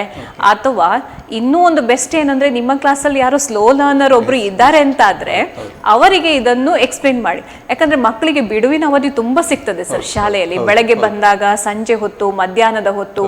ಸೊ ಅದನ್ನೊಂದು 4 ಮಕ್ಕಳಿಗೆ ನೀವು ಎಕ್ಸ್ಪ್ಲೈನ್ ಮಾಡಿದ್ರೆ 4 ಸಲ ಆ ಮಗುವಿಗೂ ಟೀಚರ್ ಹೇಳಿದ್ಕಿಂತ ಫ್ರೆಂಡ್ ಹೇಳಿದ್ದು ಸ್ವಲ್ಪ ಬೇಗ ಅರ್ಥ ಆಗ್ತದೆ, ಅವನಿಗೆ ಅಡ್ವಾಂಟೇಜ್ ಆಗ್ತದೆ, ಮತ್ತೆ ಈ ಮಕ್ಕಳಿಗೆ ಅದು ಗೊತ್ತಾಗ್ತದೆ. ಸೊ ಟೀಚರಿಗೂ ಒಮ್ಮೆ ಎಕ್ಸ್ಪ್ಲೈನ್ ಮಾಡಿ ಅಂತ ನಾನು ಹೇಳೋದು. ಯಾಕಂತ ಹೇಳಿದ್ರೆ ಆ ಮಗು ಅದನ್ನು ಎಕ್ಸ್ಪ್ಲೈನ್ ಮಾಡುವಾಗ ಯಾವುದೋ ಒಂದು ಇಂಪಾರ್ಟೆಂಟ್ ವಿಷಯ ಬಿಟ್ಟು ಹೋಗಿದ್ದಿದ್ರೆ ಅಥವಾ ತಪ್ಪಾಗಿ ಹೇಳಿದ್ದಿದ್ರೆ ಅದನ್ನು ಟೀಚರ್ ರೆಕ್ಟಿಫೈ ಮಾಡ್ತಾರೆ, ಅದನ್ನು ಕರೆಕ್ಟ್ ಮಾಡ್ತಾರೆ. ಸೊ ಹಾಗಾಗಿ ಅವರು ಎಕ್ಸಾಮ್ ಅಲ್ಲಿ ಅದನ್ನು ಆ ಪ್ರಶ್ನೆ ಬಂದಾಗ ಕಾನ್ಫಿಡೆಂಟ್ ಆಗಿ ಆನ್ಸರ್ ಮಾಡ್ಲಿಕ್ಕೆ ಆಗ್ತದೆ. ಸೊ ಈ ಒಂದು ಮೆಥಡ್ ಒಳ್ಳೇದು ಅಂತ ನನಗೆ ಅನಿಸ್ತದೆ ಸರ್. ಬಹಳ ಒಂದು ಒಳ್ಳೆಯ ವಿಷಯವನ್ನು ಹೇಳಿದ್ರಿ, ಗುಂಪು ಅಧ್ಯಯನ. ಹೌದು, ಅದು ಮಾಡುವುದು ಬಹಳ ಒಳ್ಳೆಯದು. ಅಂದ್ರೆ ಇನ್ನೊಂದು ಮಕ್ಕಳಿಗೆ ಅವರು ಹೇಳ್ತಾ ಹೋದ್ರೆ ತಾವು ಕಲ್ತಿದ್ದು ಹೆಚ್ಚು ಪುನರ್ಮನನ ಆಗ್ತದೆ ಅಂತ. ಇನ್ನೂ ಒಂದು ವಿಷಯ ಇದೆ, ಅವ್ರಿಗಿಂತ ಜಾಸ್ತಿ ಯಾರಾದ್ರೂ ಮಾರ್ಕ್ಸ್ ತಗೊಂಡ್ರೆ ಕ್ಲಾಸಲ್ಲಿ ಅವರ ಪೇಪರ್ ಅನ್ನು ಒಂದ್ಸಲ ನೋಡ್ಲಿ ಅವರು. ಅಂದ್ರೆ ಕಂಪೇರ್ ನಾವು ಹೇಳ್ತೇವೆ ಮಕ್ಕಳ ಹತ್ರ, ನೀವು ಕಂಪೇರ್ ಮಾಡ್ಕೊಳ್ಬೇಡಿ ಅಂತ. ಮಕ್ಕಳದನ್ನ ನೋಡಿ ಕಂಪೇರ್ ಮಾಡ್ಕೊಳ್ಬೇಕು. ಯಾಕಂದ್ರೆ how better he has written than me, ಅಂದ್ರೆ ನನಗಿಂತ ಅವ್ರು ಹೇಗೆ ಉತ್ತಮವಾಗಿ ಬರ್ದಿದ್ದಾರೆ ಅಂತ. ಸೊ ಅದನ್ನ ನೋಡಿದಾಗ ಇವರಿಗೆ ಐಡಿಯಾ ಸಿಗ್ತದೆ. ಈವನ್ ಸ್ಟೂಡೆಂಟ್ಸ್ ಕಾರ್ನರ್ ಅಲ್ಲಿ ಸರ್ ಅದಿದೆ, ಅಲ್ಲಿ ಅಪ್ಲೋಡ್ ಮಾಡಿದ್ದಾರೆ. ನಾನು ರೀಸೆಂಟ್ ಆಗಿ ನೋಡಿದೆ, ಔಟ್ ಮಾರ್ಕ್ಸ್ ತೆಗೆದಂತದ್ದು. ಕನ್ನಡ ಮೀಡಿಯಂ ಇದು ಸೈನ್ಸ್ 1 ಪೇಪರ್ ಇದೆ, ಇಂಗ್ಲಿಷ್ ಮೀಡಿಯಂ ಇದು ಸೈನ್ಸ್ 4 ಪೇಪರ್ ಅಪ್ಲೋಡ್ ಮಾಡಿದ್ದಾರೆ. ತುಂಬಾ ಚೆನ್ನಾಗಿದೆ. ಯಾಕಂದ್ರೆ ನಮಗೆ ನೋಡುವಾಗ ಟೀಚರ್ಸ್ ಆಗಿ ನನಗೆ ತುಂಬಾ ಖುಷಿ ಆಗ್ತದೆ, ಇಷ್ಟು ಚೆನ್ನಾಗಿ ಆನ್ಸರ್ ಬರ್ದಿದಾರಲ್ಲ ಅಂತ. ಸೊ ಆನ್ಸರ್ ಬರೆಯುವ ಮೆಥಡ್ ಇದೆ ಅಲ್ವಾ, ಅದು ತುಂಬಾ ಇಂಪಾರ್ಟೆಂಟ್. ಆ ಮೌಲ್ಯಮಾಪನ ಮಾಡುವವರು ಬೆಳಗಿನ ಫಸ್ಟ್ ಪೇಪರ್ ಆಗಿ ಅದನ್ನು ತಕೊಳ್ಳಿ, ಅಥವಾ ಮಧ್ಯಾಹ್ನ ಹಸಿವೆ ಆಗೋಗ ತಕೊಳ್ಳಿ, ಸಂಜೆ ಹೋಗೋ ಟೈಮಲ್ಲಿ ಆ ಪೇಪರ್ ತಕೊಳ್ಳಿ. ಅದನ್ನ ನೋಡಿದ ಕೂಡಲೇ ಅವರು ಖುಷಿಯಿಂದ ವ್ಯಾಲ್ಯೂಯೇಷನ್ ಮಾಡುವ ಹಾಗೆ ಪ್ರೆಸೆಂಟೇಷನ್ ತುಂಬಾ ಚೆನ್ನಾಗಿರ್ಬೇಕು, ಹ್ಯಾಂಡ್ ರೈಟಿಂಗ್ ನೀಟ್ ಆಗಿ ಇರಬೇಕು, ಆಮೇಲೆ ಅದರಲ್ಲಿರುವ ಇಂಪಾರ್ಟೆಂಟ್ ವರ್ಡ್ಸಿಗೆ ಅಂಡರ್ಲೈನ್ ಮಾಡುವಂಥದ್ದು. ಸೊ ಇದೆಲ್ಲ ಇವ್ಯಾಲ್ಯೂಯೇಟರ್ಗೆ ಇಂಪ್ರೆಸ್ ಆಗ್ತದೆ, ಅವರಿಗೆ ಬೇಗನೆ ಉತ್ತರ ಕಂಡ ಕೂಡಲೇ ಅವರಿಗೆ ಫುಲ್ ಮಾರ್ಕ್ಸ್ ಕೊಡುವ ಸಾಧ್ಯತೆಗಳು ಇರ್ತದೆ. ಸೊ ಇದನ್ನು ಅವರು ಎಕ್ಸಾಮ್ ದಿನ ಅಲ್ಲ, ಅವರು ಈಗಲೇ ಅಭ್ಯಾಸ ಮಾಡಬೇಕು ಇದನ್ನು. ಹಾಗೆ ಮತ್ತೊಂದು ವಿಷಯ ಮೇಡಮ್, ಈಗ ಸ್ಲೋ ಲರ್ನರ್ ಅಂತ ಮಾತಾಡ್ಕೊಂಡ್ವಿ ನಾವು. ಹೌದು, ಈಗ ನಾವು 13ಕ್ಕೆ ಲಿಮಿಟ್ ಮಾಡೋದು ಬೇಡ, ಒಂದು 28 ಮಾರ್ಕ್ ತೆಗೆದುಕೊಳ್ಳಿ. 20 ಅಲ್ಲ ಸರ್, 40ಗೆ ನಾವು ಅವರಿಗೆ ಲಿಮಿಟ್ ಮಾಡಿ 30 ಅಥವಾ 40ಗೆ ಮಾಡ್ಕೊಳ್ಬೇಕು ಅವರನ್ನು. ಹೌದು, ನೀವು ಪ್ರೇರಣಾ ತಂಡದ ಸದಸ್ಯರು. ಹೌದು, ನಮ್ದು ಟಾರ್ಗೆಟ್ ನಾವು ಸ್ಪೆಷಲಿ ನಾನು ಹೇಳ್ತೇನೆ, ಉಡುಪಿಯಲ್ಲಿ ನಮ್ಗೆ ಫಸ್ಟ್ಗೆ ಡಿ ಅವರು ಮೀಟಿಂಗ್ ಮಾಡಿದಾಗ ಹೇಳಿದ್ರು 13 mark is not for Udupi ಅಂತ ಹೇಳಿದ್ದಾರೆ. ನಾವ್ ಏನಿದ್ರು ಲೋವೆಸ್ಟ್ ನಮ್ದು 40, ಅಲ್ಲಿಗೆ ಅದಕ್ಕಿಂತ ಕಡಿಮೆ ಯೋಚನೆ ಮಾಡಬಾರ್ದು. ಯಾಕಂದ್ರೆ ನಾವು 40ಗೆ ಮಕ್ಕಳನ್ನ ರೆಡಿ ಮಾಡ್ಲಿಕ್ಕೆ ಹೊರಟಾಗ ಆಗ ಅಟ್ ಲೀಸ್ಟ್ ನಮಗೆ 28-30 ಮಾರ್ಕ್ಸ್ ಅಂತೂ ಬಂದೇ ಬರ್ತದೆ ಅಂತ. ಒಂದು ಕರೆ ಇದೆ. Okay, hello. ನಮಸ್ತೆ, ನಿಮ್ಮ ಹೆಸರು ಹೇಳಿ? ಸುಶಾಂತ್ ಅವರೇ, ನವ್ಯ ಮೇಡಮ್ ಅವರಿದ್ದಾರೆ, ಅವ್ರ ಜೊತೆಲಿ ನೀವು ಮಾತಾಡ್ಬೋದು, ನಿಮ್ಮ ಸಮಸ್ಯೆ ಹೇಳ್ಕೊಳ್ಳಿ. ಹಲೋ, ನಮಸ್ತೆ, ಕ್ವೆಶನ್ ಹೇಳಿ. ಅದು ಬೆಳಗ್ಗೆ ಹೆಬ್ಬೆಲ್ಲ ಮತ್ತೆ ಫ್ಲೇಮಿಂಗ್ ಟಿ ವಿ ವಾಲ್ಯೂಮ್ ಮ್ಯೂಟ್ ಮಾಡ್ಕೊಂಡಿದ್ದೀರಲ್ಲ? ಹಾ, ಇನ್ನೊಮ್ಮೆ ಹೇಳಿ ಸರ್ ಕ್ವೆಶನ್. ಕಾಂತಕ್ಷೇತ್ರ ಕಾಂತ ದಿಕ್ಕೇ ಗೊತ್ತಾಗುತ್ತೆ. ಹೌದು. ಕಾಂತಕ್ಷೇತ್ರದ್ದು. ಫ್ಲೆಮಿಂಗನ ಎಡಗೈ ನಿಯಮ. ಹಾ, ಆ, ಅದರಲ್ಲಿ ಕಾಂತಕ್ಷೇತ್ರ ಇರುತ್ತಲ್ಲ, ಹೌದು. ಅದರಿಂದ ಕಾಂತ ದಿಕ್ಕು ಗೊತ್ತಾಗುತ್ತೆ. ಸ್ಪಷ್ಟವಾಗಿ ಕೇಳ್ತಾ ಇಲ್ಲ. ಕೊನೆಯ ಶಬ್ದಗಳು ಕೇಳಿಸ್ತಾ ಇಲ್ಲ. ಆಮೇಲೆ ಕಾಂತ ಕಾಂತಕ್ಷೇತ್ರ ಕಾಂತ ದಿಕ್ಕೇ ಗೊತ್ತಾಗುತ್ತೆ. ದಿಕ್ಕುವಾ? ಕಾಂತದ ದಿಕ್ಕು ಫ್ಲೆಮಿಂಗನ ಎಡಗೈ ನಿಯಮದಲ್ಲಿ ನಿಯಮವೇ ಹೇಳ್ತದಲ್ವಾ, ತೋರ್ಬೆರಳು, ಮಧ್ಯ ಬೆರಳು, ಆಮೇಲೆ ಹೆಬ್ಬೆರಳನ್ನು ಲಂಬವಾಗಿ ಹಿಡ್ಕೊಂಡಾಗ ಅಂತ. ನೀವು ಪರೀಕ್ಷೆ ಪೇಪರಲ್ಲಿ ಚಿತ್ರವನ್ನು ಕೊಟ್ಟಾಗ, ಈಗ ಮೊನ್ನೆದ್ದು ನೀವು ಪರೀಕ್ಷೆ ಬರ್ತಿದ್ರಲ್ವ, ಅದರಲ್ಲಿ ಇಲೆಕ್ಟ್ರಾನ್ನ ಚಲನೆಯ ದಿಕ್ಕನ್ನು ಕೊಟ್ಟಿದ್ದಾರೆ. ಸೊ ನೀವು ವಿದ್ಯುತ್ ಶಕ್ತಿ ಪಾಠದಲ್ಲಿ ಕಲ್ತದನ್ನು ನೆನಪು ಮಾಡ್ಕೊಳ್ಬೇಕು. ವಿದ್ಯುತ್ ಪ್ರವಾಹದ ದಿಕ್ಕು ಇಲೆಕ್ಟ್ರಾನ್ ಚಲನೆಯ ದಿಕ್ಕು ವಿರುದ್ಧ ದಿಕ್ಕಾಗಿರ್ತದೆ ಅಂತ. ಸೊ ನಮ್ಮ ಮಧ್ಯ ಬೆರಳು ವಿದ್ಯುತ್ ಪ್ರವಾಹದ ದಿಕ್ಕನ್ನು ಸೂಚಿಸುವುದರಿಂದ ನೀವು ಪರೀಕ್ಷಾ ಹಾಲಲ್ಲಿ ಕ್ವೆಶನ್ ಪೇಪರ್ನ ಮೇಲೆ ಎಡಗೈಯನ್ನು ಆ ರೀತಿ ಏನು ಎಡಗೈಯ 3 ಬೆರಳನ್ನು ಲಂಬವಾಗಿ ಇಟ್ಕೊಂಡು ವಿದ್ಯುತ್ ಪ್ರವಾಹದ ದಿಕ್ಕಿಗೆ ಸರಿಯಾಗಿ ಬೆರಳಿಟ್ಟಾಗ ಕಾಂತಕ್ಷೇತ್ರದ ದಿಕ್ಕನ್ನು ನಾವು ಸುಲಭವಾಗಿ ಕಂಡುಹಿಡಿಲಿಕ್ಕೆ ಆಗ್ತದೆ ಅದರಿಂದ. ಆಯ್ತಾ? ಈವನ್ ಬಲಗೈ ಹೆಬ್ಬೆರಳು ನಿಯಮದಲ್ಲೂ ಹಾಗೆ, ನಿಮ್ಗೆ ಸರ್ಕ್ಯೂಟ್ ಅನ್ನು ಕೊಟ್ಟಾಗ ಕಾಂತಕ್ಷೇತ್ರದ ದಿಕ್ಕನ್ನು ಸೂಚಿಸಿ ಅಂತ ಹೇಳಿದಾಗ ವಿದ್ಯುತ್ ಪ್ರವಾಹದ ದಿಕ್ಕಿಗೆ ಹೆಬ್ಬೆರಳನ್ನು ಇಟ್ಟುಕೊಂಡು ಉಳಿದ 4 ಬೆರಳುಗಳು ಯಾವ ದಿಕ್ಕಿಗೆ ಸೂಚಿಸ್ತದೋ ಅದು ಕಾಂತಕ್ಷೇತ್ರದ ದಿಕ್ಕು ಅಂತ ಹೇಳಿ ಆ ತರ ನೀವು ಡಿಸೈಡ್ ಮಾಡ್ಬೋದು. ಓಕೆ, ಕರೆ ಮಾಡಿದ್ದಕ್ಕೆ ಧನ್ಯವಾದಗಳು. ಓಕೆ, ನೀವು ಹೇಳ್ತಾ ಇದ್ರಿ ಮೇಡಮ್ 40 ಮಾರ್ಕ್ಸ್ ಚಾಲೆಂಜ್ ಸ್ಟೂಡೆಂಟ್ಸಿಗೆ. ಓಕೆ, ಈಗ 40 ಮಾರ್ಕ್ಸಿಗೆ ಏನೆಲ್ಲ ತಯಾರಿ ಮಾಡ್ಕೊಳ್ಬೇಕು ಅಂತಲ್ವಾ. ಫಸ್ಟಿಗೆ ಏನು ಅಂತ ಹೇಳಿದ್ರೆ ಆ ಮಕ್ಕಳಿಗೆ ಈಸಿಯಾಗಿ ಸ್ಕೋರಿಂಗ್ ಆಗೋದು ಚಿತ್ರ. ಸೊ ಚಿತ್ರದಲ್ಲಿ ಅವರು ಯಾವುದೇ ಮಿಸ್ಟೇಕ್ಸ್ ಅನ್ನು ಮಾಡದೆ ಅವರು ಪೂರ್ಣ ಚಿತ್ರವನ್ನು ಬಿಡಿಸುವ ಹಾಗೆ ಅವರಿಗೆ ಒಂದು ರೆಗ್ಯುಲರ್ ಆಗಿ ಕ್ಲಾಸಲ್ಲಿ ಮಾಡಿಸಿನೇ ಅಭ್ಯಾಸ ಮಾಡಬೇಕು. ಅವರಿಗೆ ರ್ಯಾಂಡಮ್ ಆಗಿ ಯಾವುದೇ ಒಂದು ಚಿತ್ರದ ಹೆಸರು ಹೇಳಿದಾಗ ತಟ್ಟಂತ ಅವರು ಆ ಚಿತ್ರ ಬಿಡಿಸುವಾಗಿ ಇರಬೇಕು. ಸೊ ದಟ್ ಅವರು 12 ಮಾರ್ಕ್ಸ್ ಅಲ್ಲಿ ತಗೊಳ್ತಾರೆ. ಅದಾದ ನಂತರ ನೋಡಿ, ಫಿಸಿಕ್ಸ್ ಅಲ್ಲಿ ನಿಯಮಗಳು, ಆ ನಿಯಮಗಳನ್ನು ಪೂರ್ತಿ ಬರಿಬೇಕಾಗಿಲ್ಲ ಮಕ್ಕಳು. ಓಮ್ನ ನಿಯಮ ಅಂತ ಬರೆದಾಗ V=IR ಅಂತ ಬರೆದ್ರೂ ಅವರಿಗೆ 1 ಮಾರ್ಕ್ಸ್ ಸಿಗ್ತದೆ. ಆಯ್ತಾ? ಅದೇ ರೀತಿ ಈಗ ಬೆಳಕಿನ ಪ್ರತಿಫಲನ ನಿಯಮ, ವಕ್ರೀಭವನ ನಿಯಮ ಇವುಗಳನ್ನು ಬರೆಯುವಾಗಲೂ ಶಾರ್ಟ್ ಆಗಿ ಬರೆಯೋದು. ನೆಕ್ಸ್ಟ್ ವಾಹಕದ ರೋಧ ಅವಲಂಬಿಸಿರುವ ಅಂಶಗಳು, ಅದನ್ನು ಜಸ್ಟ್ ಪಾಯಿಂಟ್ಸ್. ಆಮೇಲೆ ಜೌಲನ ಉಷ್ಣೋತ್ಪಾದನಾ ನಿಯಮ ಉದ್ದ ಇದೆ ಸರ್ ಅದು, ಬಟ್ ಅವ್ರು ಬರೆಯುವಾಗ H=I²RT, H ನೇರ ಅನುಪಾತ I², ಅದು ಜಸ್ಟ್ ಆ ಸಿಂಬಲ್ಸ್ ಅನ್ನು ಮಾತ್ರ ಯೂಸ್ ಮಾಡಿ ಬರೆಯೋದು. ಯಾಕಂದ್ರೆ ಅವರಿಗೆ ಬರವಣಿಗೆ ಕಷ್ಟ ಆಗಿರೋದ್ರಿಂದ ಕೀವರ್ಡ್ಸ್ ಮತ್ತು ಸಿಂಬಲ್ಸ್ ಅನ್ನು ಯೂಸ್ ಮಾಡಿಕೊಂಡೇ ಅವರು ಪೂರ್ತಿ ಉತ್ತರ ಬರೆಯುವ ಹಾಗೆ ಅವ್ರು ನೋಡ್ಕೊಳ್ಬೇಕು. ಸೊ ಫಿಸಿಕ್ಸ್ ಅಲ್ಲಿ ಇದಿಷ್ಟಾದ ನಂತರ ನೆಕ್ಸ್ಟ್ ಕೆಮಿಸ್ಟ್ರಿಗೆ ಬಂದರೆ, ಕೆಮಿಸ್ಟ್ರಿಯಲ್ಲಿ ಈಸಿಯಾಗಿ ಅವರು ಸ್ಕೋರ್ ಮಾಡೋದು ಒಂದು ನೋಡಿ, ಆ ಫಸ್ಟ್ ಲೆಸನ್ನಿಂದ ಕಮಟುವಿಕೆ ಅಂತ ಒಂದಿದೆ. ಅಲ್ಲಿ ಉತ್ಕರ್ಷಣೆ ಅಂತ ಹೇಳುವ ಪದ ಇಂಪಾರ್ಟೆಂಟ್. ಆ ಪ್ರಶ್ನೆ ನೀನು ಕಮಟುವಿಕೆ ಪ್ರಶ್ನೆಯಲ್ಲಿ ನೋಡಿದ್ಯಾ, ಉತ್ಕರ್ಷಣೆ ಅಂತ ಬರಿಬೇಕು, ನೈಟ್ರೋಜನ್ ಅನಿಲ ಅಂತ ಬರಿಬೇಕು, ಈ 2 ವರ್ಡ್ ಇರಬೇಕು. ಲೋಹ ಅಂತ ಬಂದಾಗ ಎಷ್ಟು ಪಾಯಿಂಟ್ಸ್ ಬರಿಬೇಕು, ಆ ಲೋಹದ ಗುಣಗಳನ್ನೆಲ್ಲ ಪಟ್ಟಿ ಮಾಡಿ ಆ ಕೀವರ್ಡ್ಸ್ ಅನ್ನು ಮಾತ್ರ ಮಕ್ಕಳಿಗೆ ಹೇಳಿಕೊಡ್ಬೇಕು ಸರ್. ಆಮೇಲೆ ಅಲ್ಲಿ ಎಕ್ಸ್ಪೆಕ್ಟೆಡ್ ಕ್ವೆಶನ್ ಯಾವುದು ಅಂತ ಹೇಳಿದ್ರೆ, ಒಂದು ಸಾಬೂನು ಹೇಗೆ ಸ್ವಚ್ಛಗೊಳಿಸ್ತದೆ, ಅದನ್ನು ಒಂದು 3 ಅಥವಾ 4 ಪಾಯಿಂಟ್ಸ್ ಅಲ್ಲಿ ಯಾವುದೇ ಪ್ರಶ್ನೆಗಳನ್ನು ಆ ಮಕ್ಕಳಿಗೆ ಉತ್ತರ ಕೊಡುವಾಗ ಉತ್ತರವನ್ನು ಶಾರ್ಟ್ ಆಗಿ ಬಟ್ ಇನ್ 4 ಪಾಯಿಂಟ್ಸ್ ಅಲ್ಲಿ ನಾವು ಕೊಡಬೇಕು. ಯಾಕಂತ ಹೇಳಿದ್ರೆ ಆ 2 ಮಾರ್ಕ್ಸಿಗೆ ಆಗುವಾಗ ಅವರು 4 ಪಾಯಿಂಟ್ಸ್ ಬರೆದ್ರೆ ಅವರು ಹಾಫ್ ಈಚ್ ಅಂತ ಹೇಳಿ 2 ಮಾರ್ಕ್ಸ್ ಫುಲ್ ಸ್ಕೋರ್ ಮಾಡುವಾಗೆ ಇರಬೇಕು. ಮತ್ತೆ ಲವಣಗಳು ಬರ್ತದೆ ಅದರಲ್ಲೊಂದು ಆಮ್ಲ ಪ್ರತ್ಯಾಮ್ಲ ಪಾಠದಲ್ಲಿ. ಆ ಲವಣಗಳದ್ದು ವೈಜ್ಞಾನಿಕ ರಾಸಾಯನಿಕ ಹೆಸರು ನೆನ್ಪಿಟ್ಕೊಳ್ಬೇಕು ಅವರು. ಕಷ್ಟ ಆದ್ರೆ ಅಟ್ಲೀಸ್ಟ್ ಅದರ ಯೂಸಸ್ ಒಂದು ಕೋಷ್ಟಕವನ್ನು ಮಾಡಿ, ಇಂಥದ್ದು ಈಗ ಹಾರ್ಮೋನುಗಳು, ಲವಣಗಳ ಉಪಯೋಗ, ಅದಾದ ನಂತರ ನೆಕ್ಸ್ಟ್ ಜೀರ್ಣಾಂಗ ವ್ಯೂಹದಲ್ಲಿರುವ ಕಿಣ್ವಗಳ ಕಾರ್ಯ. ಸೊ ಇವುಗಳೆಲ್ಲವನ್ನು ಸಹ ಮಕ್ಕಳಿಗೆ ಕೋಷ್ಟಕ ಮಾಡಿ ಕೊಡಬೇಕು. ಸೊ ಕೋಷ್ಟಕ ಮಾಡಿದಾಗ ಅವರು ರಿಲೇಟೆಡ್ ಆಗಿ ಓದ್ಲಿಕ್ಕೆ ಈಸಿ ಆಗ್ತದೆ ಅಂತ. ನೆಕ್ಸ್ಟ್ ಸುಲಭದಲ್ಲಿ ಕೇಳುವ ಕೆಲವೊಂದು ವ್ಯತ್ಯಾಸಗಳು ಇದೆ ಸರ್. ಏನಂದ್ರೆ ಹುರಿಯುವಿಕೆ ಕಾಸುವಿಕೆಗೆ ವ್ಯತ್ಯಾಸ, ಅಲ್ಲಿ ಕಾಸುವಿಕೆ, ಕಡಿಮೆ ಗಾಳಿ, ಕಾರ್ಬೋನೇಟ್ ಅದಿರುಗಳು. ಸೊ ಇಂಥದ್ದು ಅವರು ನೆನ್ಪಿಟ್ಕೊಳ್ಳಿಕ್ಕೆ ಇರುವಂತಹ ಅಬ್ರಿವಿಯೇಷನ್ಗಳನ್ನು ಹೇಳ್ಕೊಡ್ತಾರೆ. ಹೌದು, ಆ ತರ. ಆಮೇಲೆ ಲೋಹಪಾಠದಿಂದ ಮಿಶ್ರಲೋಹದಿಂದ ಒಂದು ಕ್ವೆಶನ್ ಬಂದೇ ಬರ್ತದೆ. ಸೊ ಆ ಮಿಶ್ರಲೋಹದ ಹೆಸರುಗಳನ್ನು ನೆನ್ಪಿಟ್ಕೊಳ್ಳಿಕ್ಕೂ ಈಗ ಬೆಸುಗೆ ಲೋಹದ ಘಟಕಗಳು ಯಾವುದು, ಸೀತ ಅಂತ ನೆನ್ಪಿಟ್ಕೊಳ್ಬೇಕು, ಸೀಸ ಮತ್ತು ತವರ. ಆಮೇಲೆ ಉಕ್ಕು, ಕಾರ್ಬನ್, ನಿಕ್ಕಲ್, ಕ್ರೋಮಿಯಂ ಅಂತ ಇದೆ. ಸೊ ಇಂಥದನ್ನೆಲ್ಲ ಆ ಅಕ್ಷರ ನೆನ್ಪಿಟ್ಕೊಂಡು ಅವರು ಇದು ಮಾಡೋಗೆ ಕೀವರ್ಡ್ಸ್. ಸೊ ಫುಲ್ ಎಲ್ಲಿವರೆಗೆ ಅಂದರೆ ಇಫ್ ಅ ಟೀಚರ್ ಟ್ರೈಸ್ ಇಡೀ ಸಿಲೆಬಸ್ ಅನ್ನು 4 ಪೇಜಿಗೆ ಇಳಿಸ್ಲಿಕ್ಕೆ ಆಗ್ತದೆ ಸರ್, ಆಯ್ತಾ. ಆ 4 ಪೇಜ್ ಹೇಗಿರ್ತದೆ ಅಂತ ಹೇಳಿದ್ರೆ ನಿನ್ನೆ ನಾವು ಟ್ರೈನಿಂಗ್ ಅಲ್ಲೂ ಅದನ್ನೇ ಡಿಸ್ಕಸ್ ಮಾಡಿದೆವು. ಇಫ್ ಪಾಸಿಬಲ್ ನಾ ಮಾಡಿ ಕೊಡ್ತೇನೆ ಅಂತ ಹೇಳಿದ್ದೇನೆ ಅವರಿಗೆ. ಅದನ್ನು ಮಕ್ಕಳು ನೋಡಿ ಆ ಕೀವರ್ಡ್ಸ್ ಮೂಲಕ ಆನ್ಸರ್ ಮಾಡ್ಲಿಕ್ಕೆ ಟ್ರೈ ಮಾಡಿದ್ರು. ಅವರಿಗೆ 30 ಮಾರ್ಕ್ಸ್ 40 ಮಾರ್ಕ್ಸ್ 100% ಬಂದೇ ಬರ್ತದೆ. ಮತ್ತೆ ಒಂದು ಏನಂದ್ರೆ ಅವರಿಗೆ 100% ಬರುವ ಕ್ವೆಶನ್ ಏಕತಳೀಕರಣ, ಆಯ್ತಾ. ಏಕತಳೀಕರಣದ ಪ್ರಶ್ನೆ ಬಂದೇ ಬರ್ತದೆ. ಅದನ್ನೊಂದು ಅಭ್ಯಾಸ ಮಾಡಿಸ್ಬೇಕು. ಮಗುವಿನಲ್ಲಿ ಲಿಂಗ ನಿರ್ಧಾರ ಅಂತ ಹೇಳುವ ಪ್ರಶ್ನೆ, ಅದನ್ನು ಅಭ್ಯಾಸ ಮಾಡಿಸ್ಬೇಕು. ನೆಕ್ಸ್ಟ್ ಕೆಮಿಸ್ಟ್ರಿಯಲ್ಲಿ ಸೋಡಿಯಂ ಕ್ಲೋರೈಡ್ ಮತ್ತು ಮೆಗ್ನೀಷಿಯಂ ಕ್ಲೋರೈಡ್ ಉಂಟಾಗುವಿಕೆಯನ್ನು ಇಲೆಕ್ಟ್ರಾನ್ ಚುಕ್ಕಿ ರಚನೆಯೊಂದಿಗೆ ಬರೀರಿ.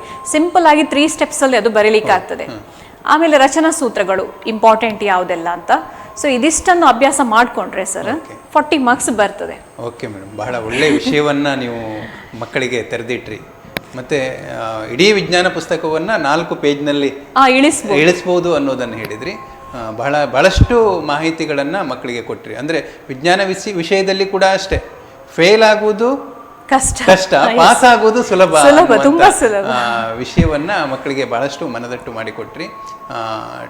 ಇಲ್ಲಿಯ ತನಕ ಬಂದು ನಮಗೆ ಈ ಶಿಕ್ಷಣ ಸೌರಭದಲ್ಲಿ ಭಾಗವಹಿಸಿ ವಿಜ್ಞಾನ ವಿಷಯದಲ್ಲಿ ಹೆಚ್ಚು ಅಂಕ ಪಡೆಯುವುದು ಹೇಗೆ ಅನ್ನೋದರ ಬಗ್ಗೆ ಒಂದು ಸಂವಾದದಲ್ಲಿ ಭಾಗವಹಿಸಿರುವ ತಮಗೆ ಆತ್ಮೀಯವಾದ ವಂದನೆಗಳನ್ನು ಅರ್ಪಿಸಿಕೊಳ್ತಾ ಇದ್ದೇನೆ. ಹಾಗೆಯೇ ಈ ಸಂಚಿಕೆಯಲ್ಲಿ ವೀಕ್ಷಕರಾಗಿ ಭಾಗವಹಿಸಿದಂಥ ಎಲ್ಲ ವಿದ್ಯಾರ್ಥಿಗಳಿಗೂ ಪೋಷಕರಿಗೂ ಕೂಡ ಆತ್ಮೀಯವಾದ ವಂದನೆಯನ್ನು ಸಲ್ಲಿಸಿ ಮುಂದಿನ ಸಂಚಿಕೆಯಲ್ಲಿ ಮತ್ತೆ ಭೇಟಿಯಾಗೋಣ ಅಂತ ಹೇಳ್ತಾ ಈ ಕಾರ್ಯಕ್ರಮವನ್ನು ಇಲ್ಲಿಗೆ ಮುಗಿಸ್ತಾ ಇದ್ದೇವೆ.